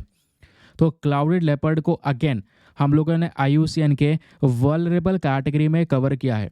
अच्छा, क्या आप याद कर पा रहे हैं, मैंने भी आपको स्पॉटेड डियर के बारे में पढ़ाया था। तो जो स्पॉटेड डियर है दोस्तों उसका IUCN स्टेटस क्या है ज़रा बता सकते हैं नीचे कमेंट सेक्शन में, ज़रूर से बताइएगा। ठीक है, तो अभी के समय पर क्लाउडेड लेपर्ड का कंजर्वेशन स्टेटस वल्नरेबल कैटेगरी में है, थोड़ा बहुत खतरे में आपको इसकी प्रजाति देखने को मिल जाएगी। ठीक, तो ये था आज का हमारा एक इम्पॉर्टेंट सेशन। आई होप आपको मज़ा आया होगा, बहुत सारी जानकारी मिली होगी आज के सेशन में सीखने को। और ये सब चीज़ें दोस्तों यहाँ पे क्वेश्चन के फॉर्म में बन सकती हैं, और आपको पता होगा क्वेश्चन आजकल मैं नहीं ला रहा हूँ, काफ़ी सारे लोगों की रिक्वेस्ट है। पॉसिबल हो सकता है आज, देखो यार कल भी वीडियो लाना चाह रहा था मैं, लेके आ नहीं पाया था, बट क्वेश्चन मेरे पास में रेडी हैं। तो एक साथ में जितना भी पिछला कुछ दिनों का डेटा रहा है उनके क्वेश्चन एक साथ प्रोवाइड करवा दूंगा। तो पॉसिबिलिटी आज एक शाम को वीडियो अपलोड हो 5 बजे के आसपास, और वहाँ पर आपको आज के लेक्चर के भी क्वेश्चन सॉल्व करने को मिलेंगे। कुछ और मेंस में क्वेश्चन कैसे लिखते हैं वो भी तरीका मैं आपको बताऊंगा। तो एक और सीरीज शुरू करेंगे जिसमें आपको मज़ा बहुत आएगा, जानकारी बहुत ज़्यादा मिलेगी। ठीक है, फिलहाल के लिए करते हैं आज के सेशन को समाप्त। इस PDF को प्राप्त कैसे करना है ये बता ही चुका हूँ, पेड ग्रुप की सारी इन्फॉर्मेशन आपके सामने शेयर कर चुका हूँ। पेड ग्रुप ज्वाइन करना है, ये नंबर आपके सामने है। चलिए मिलते हैं आपसे नेक्स्ट वीडियो में। आज के लिए bye bye, have a nice day, thank you and Jai Hind.